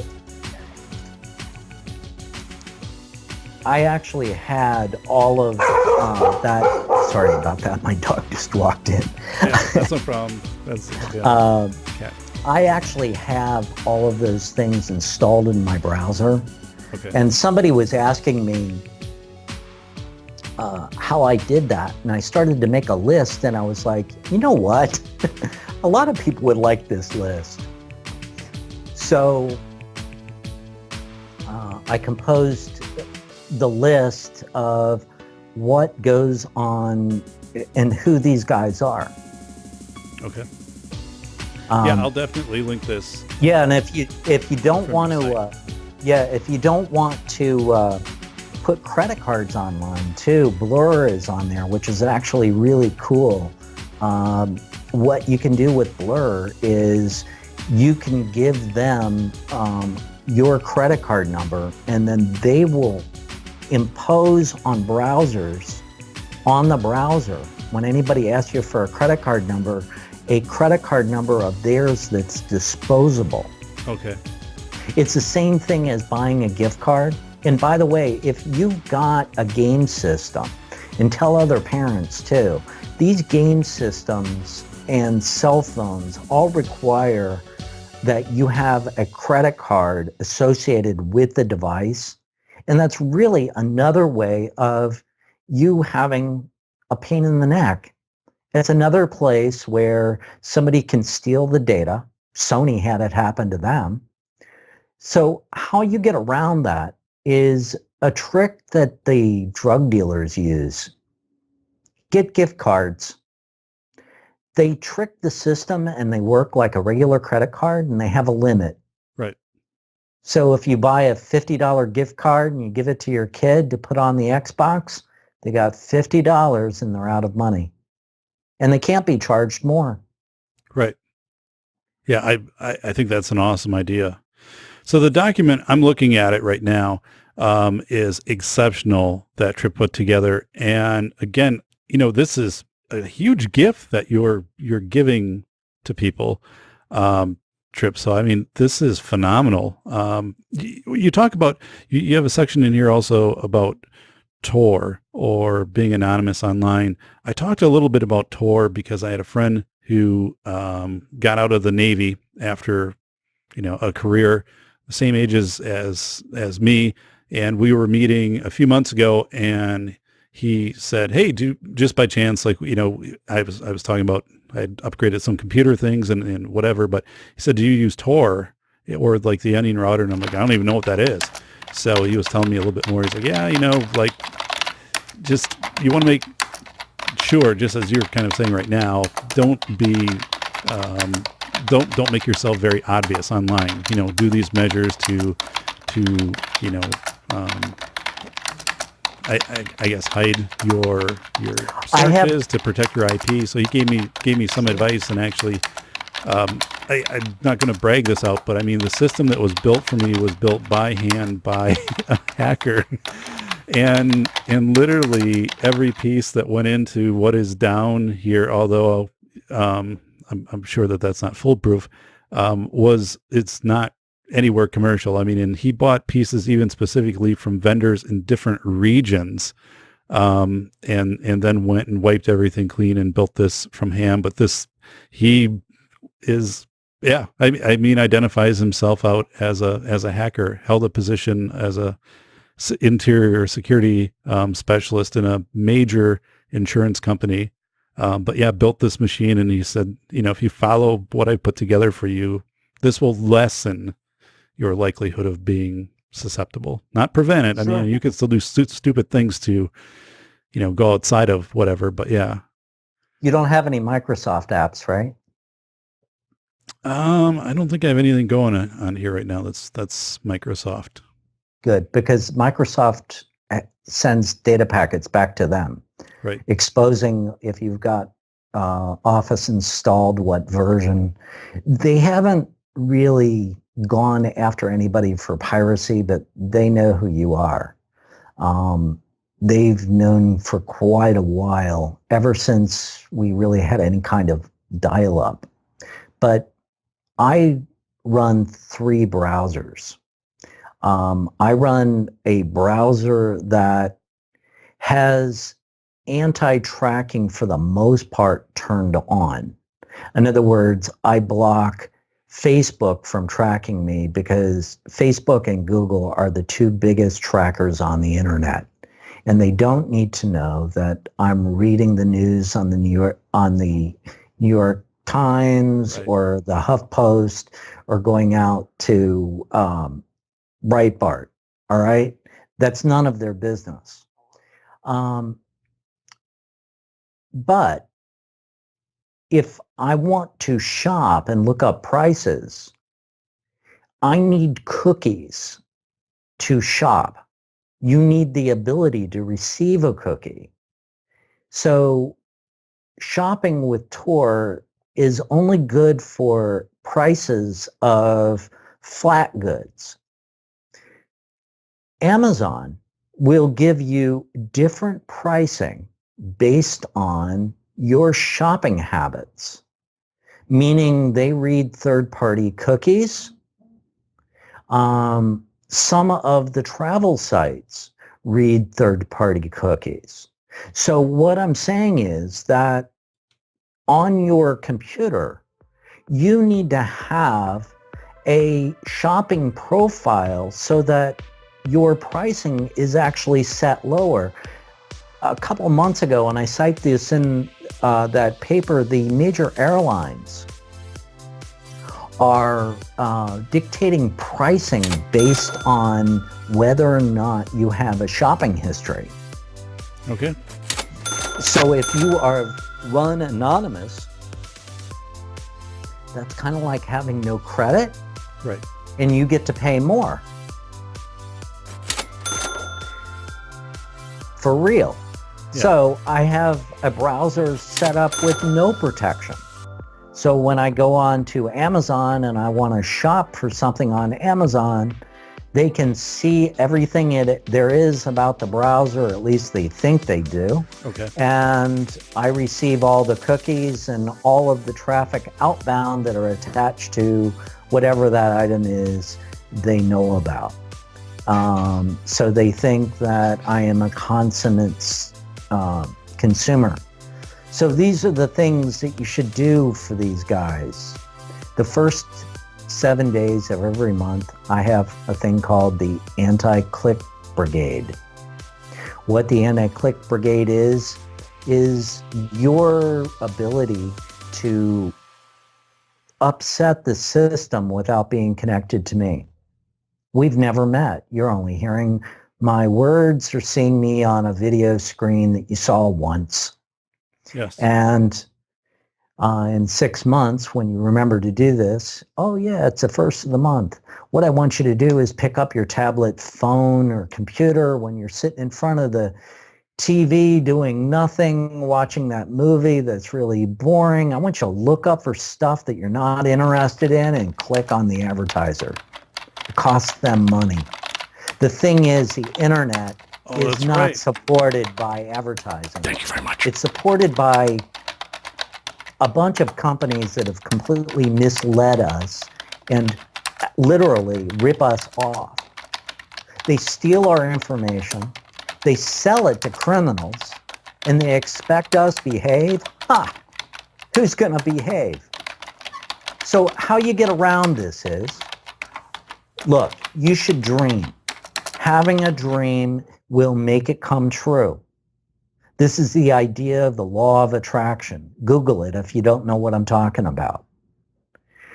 The law of attraction says that if you believe in it enough, it will come to be. So for 7 days, I want you to look up luxury homes, luxury cars, jewelry, things that are outside your frame of affordability or want. All right. Things that you would never dream of doing, like buying scuba gear, going spear fishing in the Arctic. What would I need for that? Look it up, click on the advertiser links, because you see data brokers are grabbing that information and think that you really are interested in this. And next month, change it up. You'll notice that your mail changes a little bit. Okay. Your junk mail will actually be a little bit better than the refi offers. Right. Remember, it just costs those guys money that are spying on us. The only way we're going to make advertising go away is make them spend money that they don't have. Remember that. Right. When cable came out, the hitch to all the communities was you could have movies and no commercials. The news, CNN came out 24 hours a day, 7 days a week, no commercials. And then they brought the commercials in. The internet, the same thing. And then the commercials took over. Screw them. Disrupt them. Disrupt yourself. Now, I said a lot about your information and making the point that your name is your property and all those agreements that you've had over the years. If you'd like to make them go away, visit my website, send me a note. I haven't created a package yet. It's kind of a DIY thing right now, but I will be offering a service to tell brokers, just like the credit agencies, hands off. This is your data. Public information does not exist. Ask a cop. Ask anybody in law enforcement. Is my information public? They'll tell you no. In fact, a police officer has to get a subpoena to look at your information. If it was public information, think about it. If it was public, the police would need subpoenas. Right. The things on the internet are not public information. They are stolen information. You can remove it. And by all means, if we're talking about anybody under the age of 18 years old, these are kids. It's your information. It doesn't belong to your kid. It belongs to their parent. It's your responsibility to protect them. So going back about your picture that was on the school and where we came from, it's unfortunate that creeps will do that, but if it's in a public place, they can steal the photo. If it's on a site like Facebook, you can get an attorney and tell Facebook to remove it. You can send Facebook a note, but Facebook will do nothing. These companies, these big internet companies, Bing, Google, they sell advertising to survive. They sell advertising to criminal gangs. They sell advertising that gives you malware and viruses. Remember that. These companies are not to be trusted. They have your data and they will give it to anyone. They will sell it for a dime. They are data pimps, just like those people that prey on little kids and women and sell their bodies. They are doing the same thing with your data. It is the same process. They are scum of the earth. Thank you for tuning in to the Safety Doc Podcast with the nation's leading safety expert, Dr. David Perrodin, author, radio show host, university instructor, researcher, expert witness, and consultant. Powerful testimonials.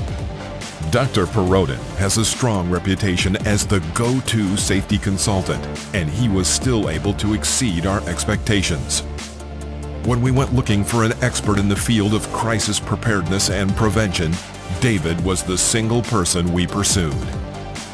Not easy stepping into the touchier subjects of life, but Dr. David pulls it off. Take a listen. Now, back to Dr. David Perrodin and the Safety Doc Podcast.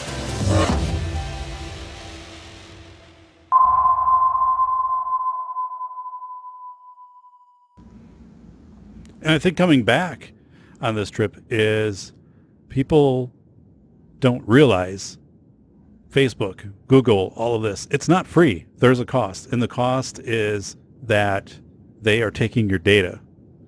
Whether that's, you're passive in that or whether, you're more overtly cooperating in that, whatever. But no, there's a cost to staff this. There's a cost to develop all of this. And the fact that you can download it for free and whatever, no, you have just entered into a partnership of they're giving this to you because they are going to take from you. And people don't realize that they're going to take from you. But what they take is more than what they say they're going to take. You see, when we use systems on the internet, like Google, for example, Google is an exception to the rule in some cases. The Alphabet series of companies is a great innovator. They make some cool stuff. Unfortunately, they decided to play in politics. So they violated the trust of millions of people. Facebook, we always knew, was corrupt.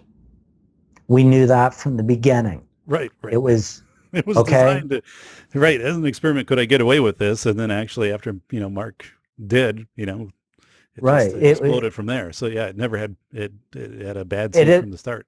Yeah, it was always bad. Google manipulated the election stuff and violated that. They also are the target of, because they're so big, of law enforcement. So when you search for something with Google, your searches in the results, your searches are actually available to law enforcement if you get involved with them, or in a civil litigation. You go through a divorce and there's some money and an attorney decides to send a subpoena to Google. Google will satisfy the subpoena. You see Google and Facebook and Twitter and Verizon and AT&T have a whole department set aside to sell data to police departments and to satisfy subpoenas. And sometimes they'll tell the lawyer, you give us a subpoena and it still costs $100. And they have departments that create this. These are staffed offices that run around the clock sucking data about us. Right. But the thing about Google and what it does and how it violates trust is that the device, like your cell phone, if you turn off the GPS, it still records the GPS and stores the data till you turn it back on again, and get it hooked to the internet. So that's a violation of trust. So get a cell phone that you can remove the battery. Then Google can't track you. Apple openly tracks you. Who they sell it to, I have no idea. They're kind of like Microsoft. They're kind of silent on violating your trust. They're not as open about violating trust as Twitter and Facebook and Instagram. There is no trust. You can count on them doing rotten things to you. I am a likable guy on Facebook. I liked so many things. Facebook took away my like button. Really? No kidding. Okay. Yes. Wow. I liked lots of things. I know what threw it off. Liking stuff in Farsi. Don't do that. Okay. Japanese is okay. Korean is okay. German is okay, but it was the Farsi. Wow. Wow.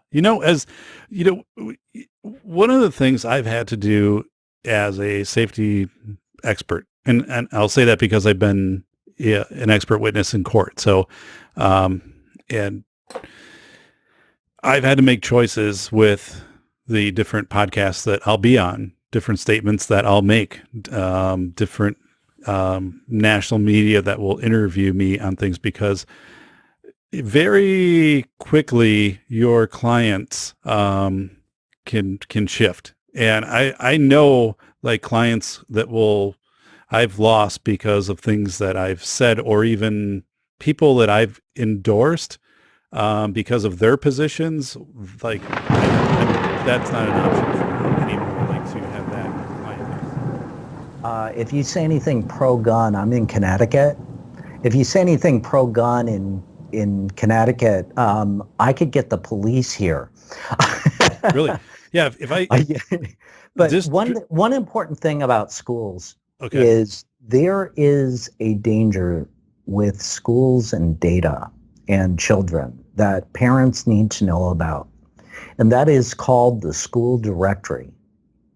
That's supposed to be, parents are supposed to be given the option to opt out of directory information at the beginning of the school year. And quite truthfully, a lot of school districts forget.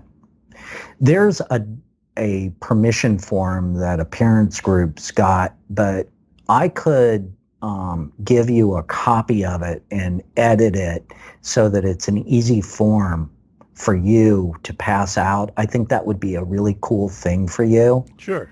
And I'll create that, because there's a lot of things that a parent may want the school to disclose.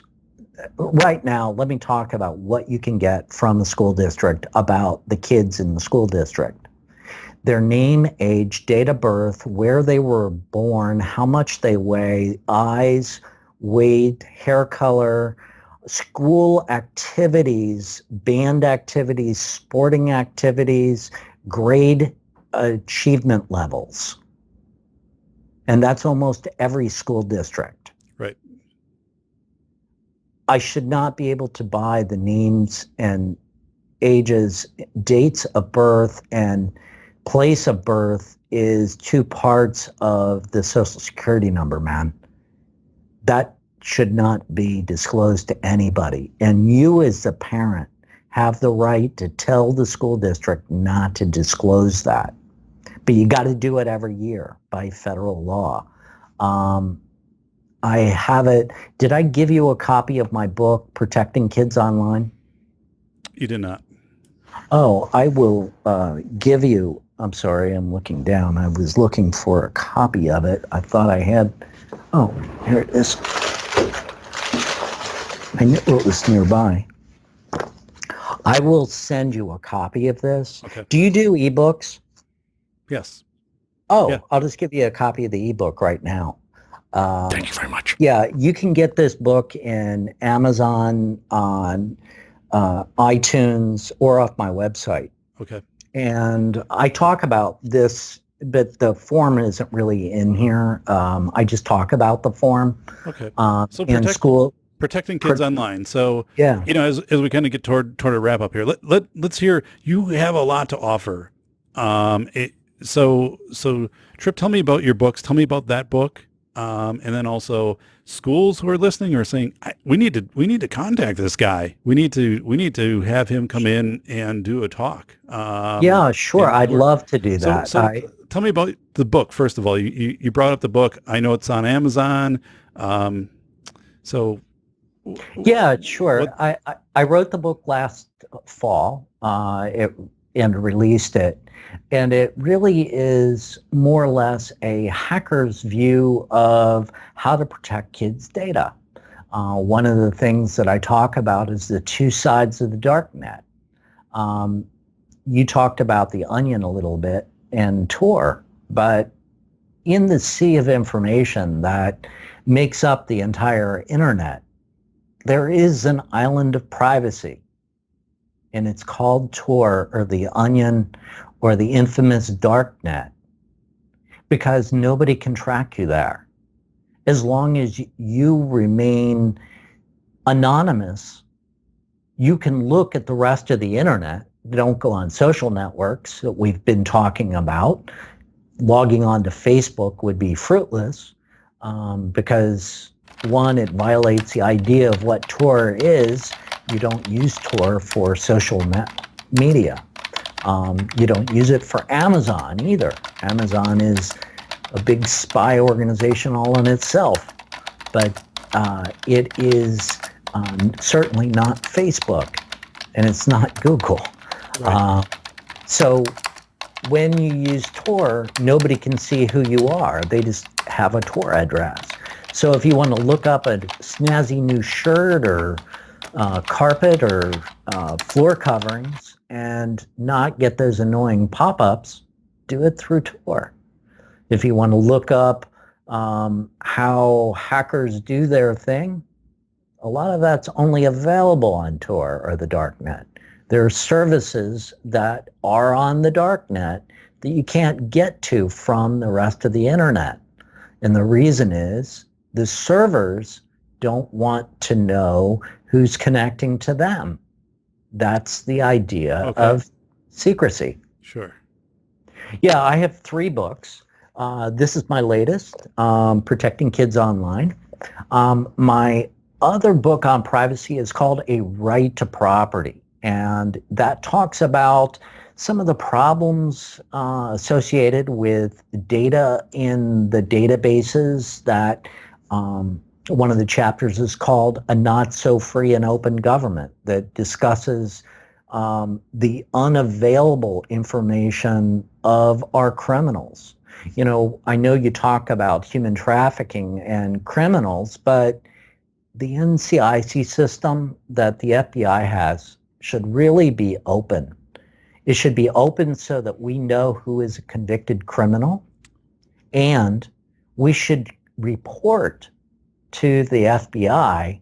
If you know this guy's been convicted and you go look him up in the database and you see he doesn't have a record, that's the time to tell somebody. This would give the availability so that kid in Florida that had all those reports going to the police officers. Yes. And the neighbors wanted to know about this kid, they should have been able to look up and see that there was no record and make calls, make these guys accountable. Adam Lanza was not a silent person that just disrupted. That Joker guy in Milwaukee was not just some random guy that nobody knew of. Maybe the guy in Las Vegas was, who knows? Right. But you know, most of these guys, the people around them know something, and they say something, and the government goes, Yeah, that was really disheartening for me with Nicholas Cruz on Valentine's Day and the Parkland shooting, because I stress so much that we need to look at our threat input systems, and that was a substantial failure in a lot of schools that I consulted with, because what they would say, I'd say, "What's your threat reporting system?" Well, it's tell an adult. I'm like, oh, okay. Well, where do you even document this? Well, it's somewhere in the handbook, and then if you could find it, it was, again, you could pull it out, and it wasn't at a register that was accessible by students with special needs or English language learners. So right there, 25-30% of the students could not access the information. But yeah, so I'm looking at that. I'm like, ooh, okay. So the calls were made to police, but documents did not become records. And so that's one thing in a court of law.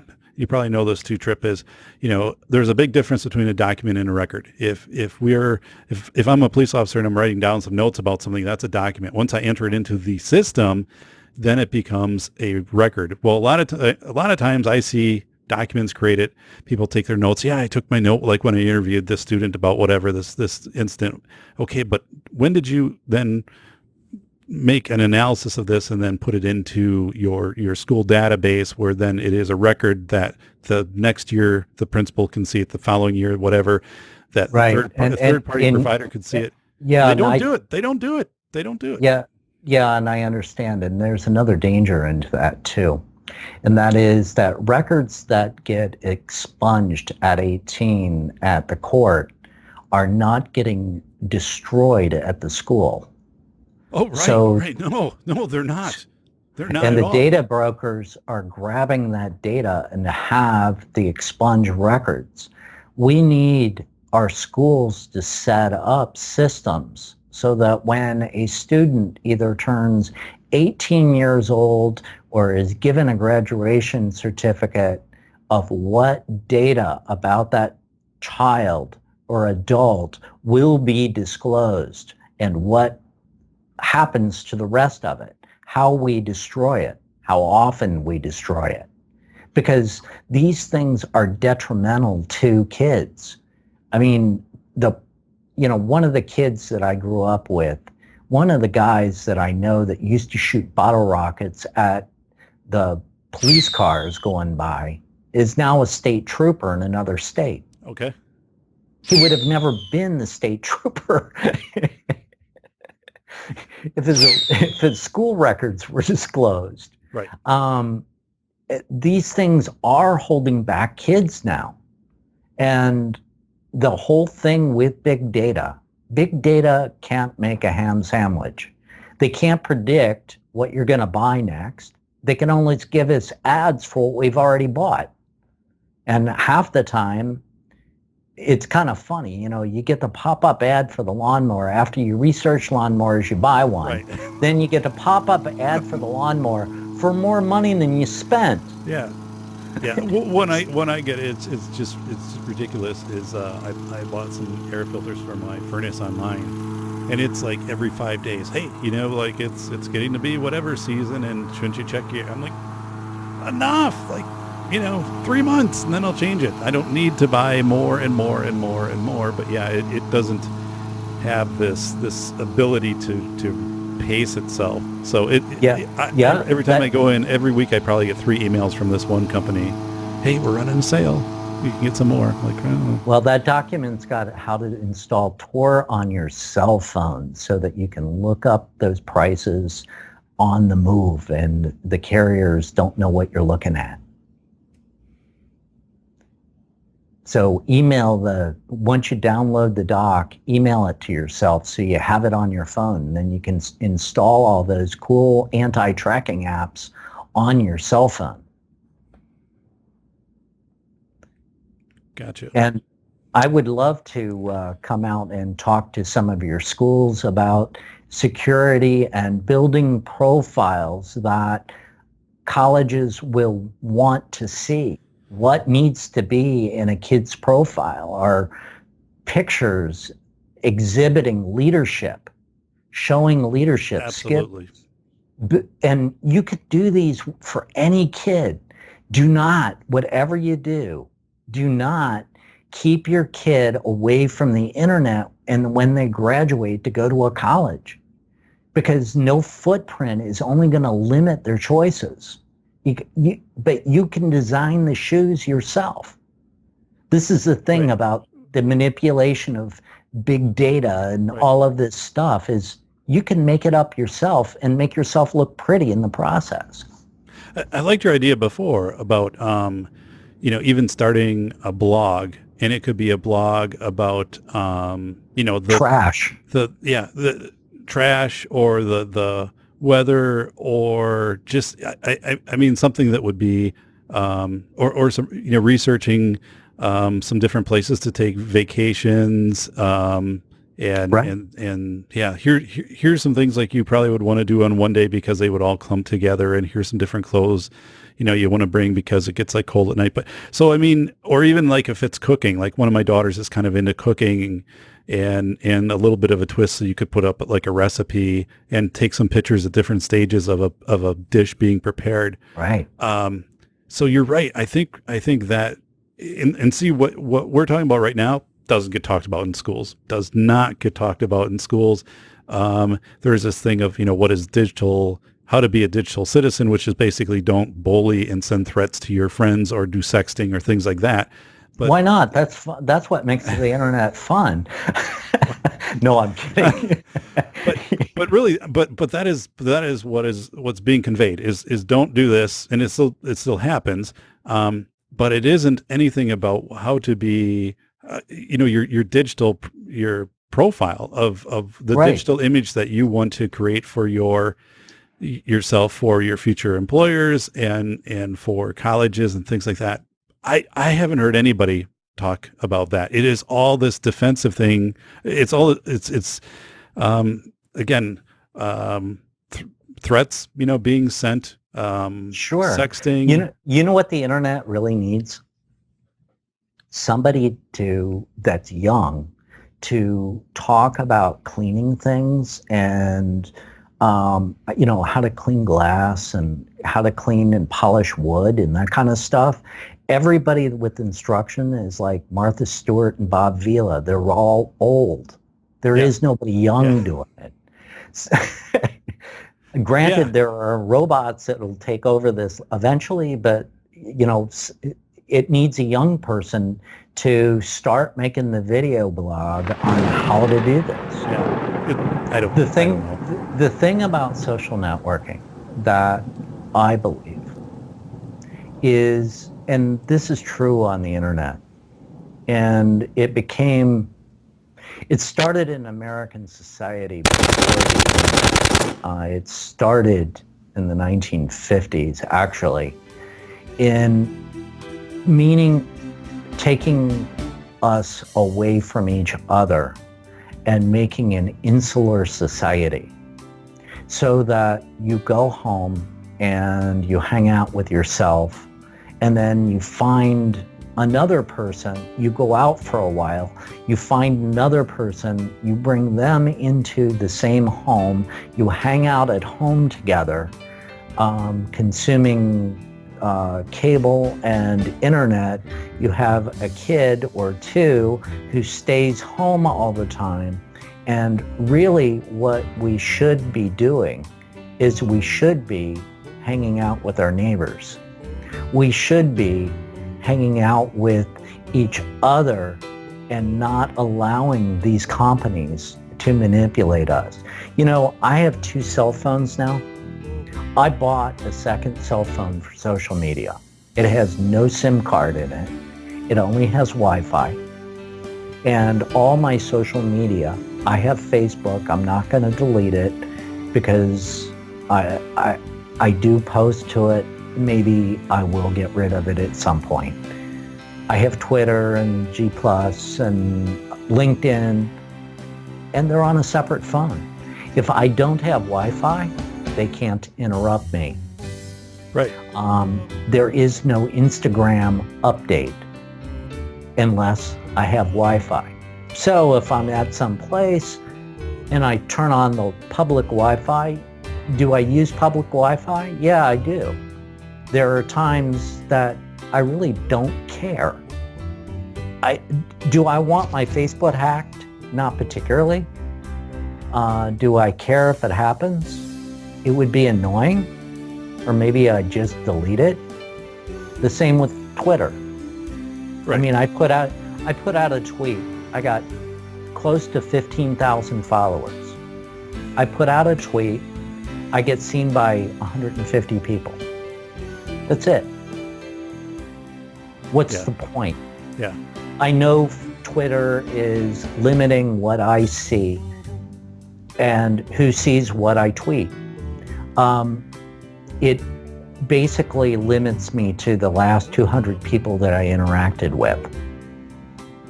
And this is true because I have some of the right people following me and I follow them. I also follow the left, but that doesn't count in Twitter terms. It's the right. The Twittersphere is trying to boot conservative thought off of its network. Basically, things are being shut down. Did I share with you the Russian troll? No.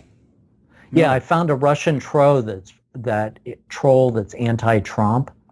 It operates a website and that's supposedly a non-for-profit organization in the United States. It's not really registered as a non-for-profit, and the people that are like the president of the organization are all pictures from Shutterstock. Okay. I found the president. He's actually on Shutterstock.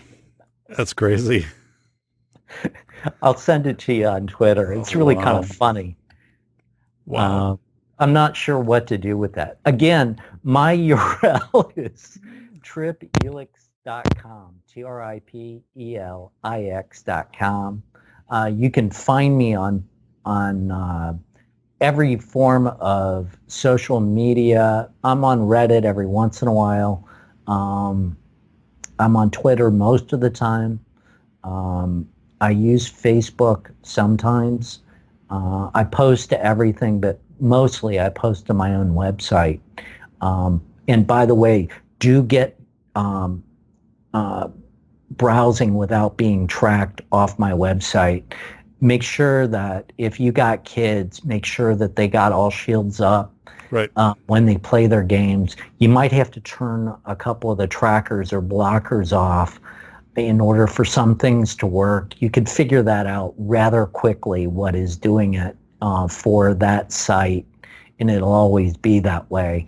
Disney has some trackers on it that you need to adjust. So does Marvel Comics stuff. You got to unblock some of their stuff in order to make it work. For adults, like SoundCloud, you know what that is? Yeah, I used to have my podcast on SoundCloud. Yeah, SoundCloud sells everything to a data broker, so they pop up on as a no-no site on a lot of these. It'll block SoundCloud, and I actually talk about that in my doc because I like SoundCloud, so I have to unblock it for sites. So yeah, this is an incredible document. Again, I'll link this out, and it is Browse Without Being Tracked. The Dangers of the Internet Begin with Corporate America. So thank you for putting that together. And with our discussion, I mean, we covered a lot of areas, and I think I'm feeling much more informed and corrected. Empowered, and it's weird. You should be empowered. And I do. I feel empowered, and I definitely and the talking heads on TV of saying you should go online. And this was this morning. Everybody should go online if they have kids under 18 and request a credit report and just look over to see if anything is out of the ordinary. And your advice, to that is much more relevant, and will turn it off. Basically, turn it off instead of this one-time check, which it's sampling, running waters at one point. And what you're doing is you're saying, no, you should just put this letter together and shut it down until that they are age 18. So And the history that we've covered, and the other part too is I think people immediately when they hear about hackers, they think bad. Hackers bad. Hackers are the people who are. It's like no, that's maybe part of people who decide to do criminal activities through that, but hackers are also Hey, people who are identifying. Here's the things you got to correct. The thing about hackers is, look, there are, in every group, there are bad actors. I mean, there are bad police too, but bad hackers don't kill people. We protect everybody's network. We report viruses. We report Susnet. If you want to see weaponized viruses, look that up. Susnet. I'll shoot you a link and you can post it to your crowd on that virus. Okay. There's a movie about it, a couple movies on YouTube that are free about the weaponized virus that was manufactured to destroy the centrifuges in Iran. Oh, okay. Gotcha. That was released on the wild, meaning that it passed through computers here were infected with it so that they would eventually get to their target. There are other things too, and the thing that really gets me though when you talk about hackers and that is if I go into your machine and I steal your documents, or I break into a bank and I electronically send myself money. Yes. I have committed a crime. But if a company breaks into your personal machine and copies your documents, or puts a piece of software on your machine to track your actions, it's just marketing. Excuse me? Yeah. It doesn't Where make sense. is RICO? It doesn't make sense. These are major corporations. This is organized crime. You know what the difference is between a company and the mafia anyway? I don't. Registration. Okay. Really. The difference between a criminal group and a company is really just registering with the government. When we're talking about computers and data, they are the same. These guys are stealing from us. And it's not okay. 2 years ago, I went to HOPE. That's Hackers on Planet Earth. It's held every 2 years in New York City. And I stood in front of a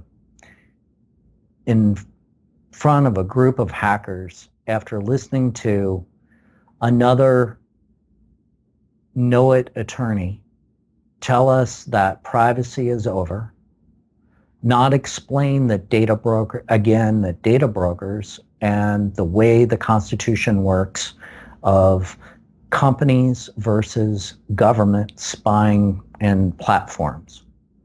Tell us that privacy is over. And I got a microphone and said, follow me. My name is Trip Elix. I'm going to sue these guys. I got a standing ovation. Wow. And I plan on it. And I've been working on it. How you can support me is go out to my website or go on to Amazon and buy my books. Tell other people that you heard this podcast or videocast. Share that document that I created. Stop these guys from tracking what you do and start watching your footprint. Make the footprint that you want to make. I want you to go out and pick the first of the month, the second of the month, the third of the month.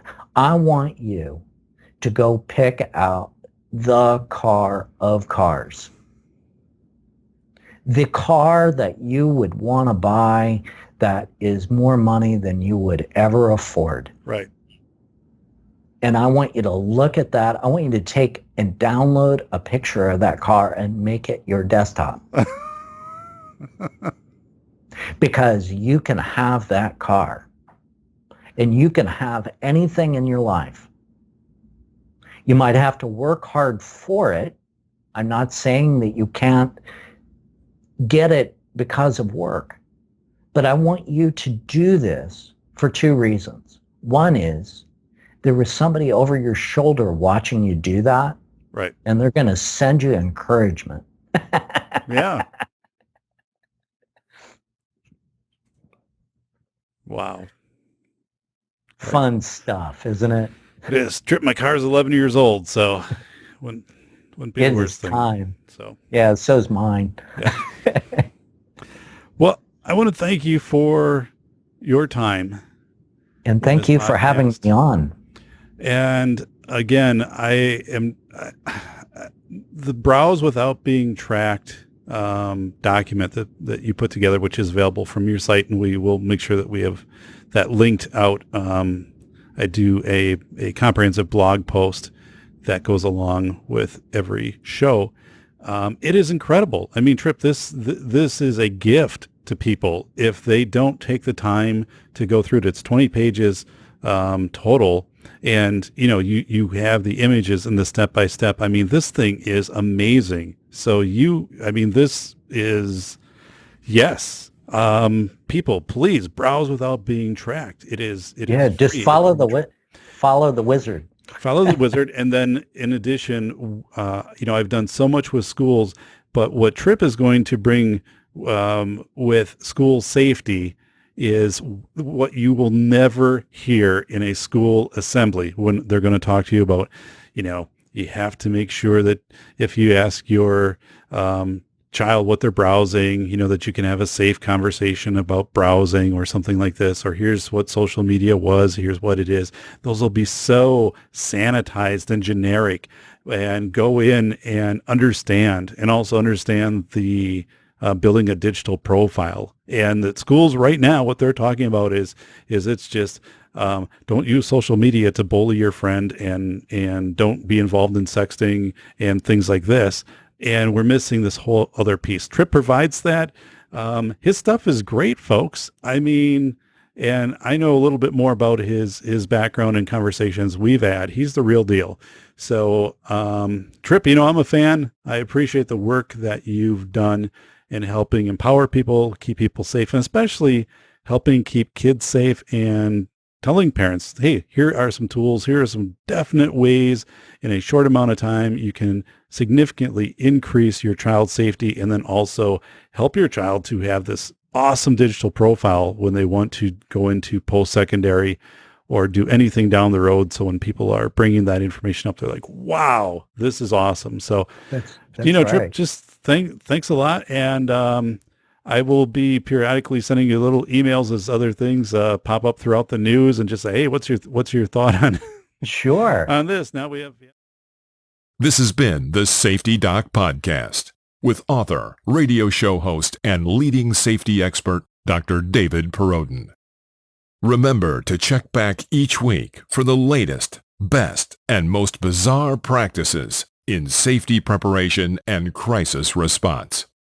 You can find Dr. Perrodin on Twitter @SafetyPhD. And remember, the truth will keep you safe.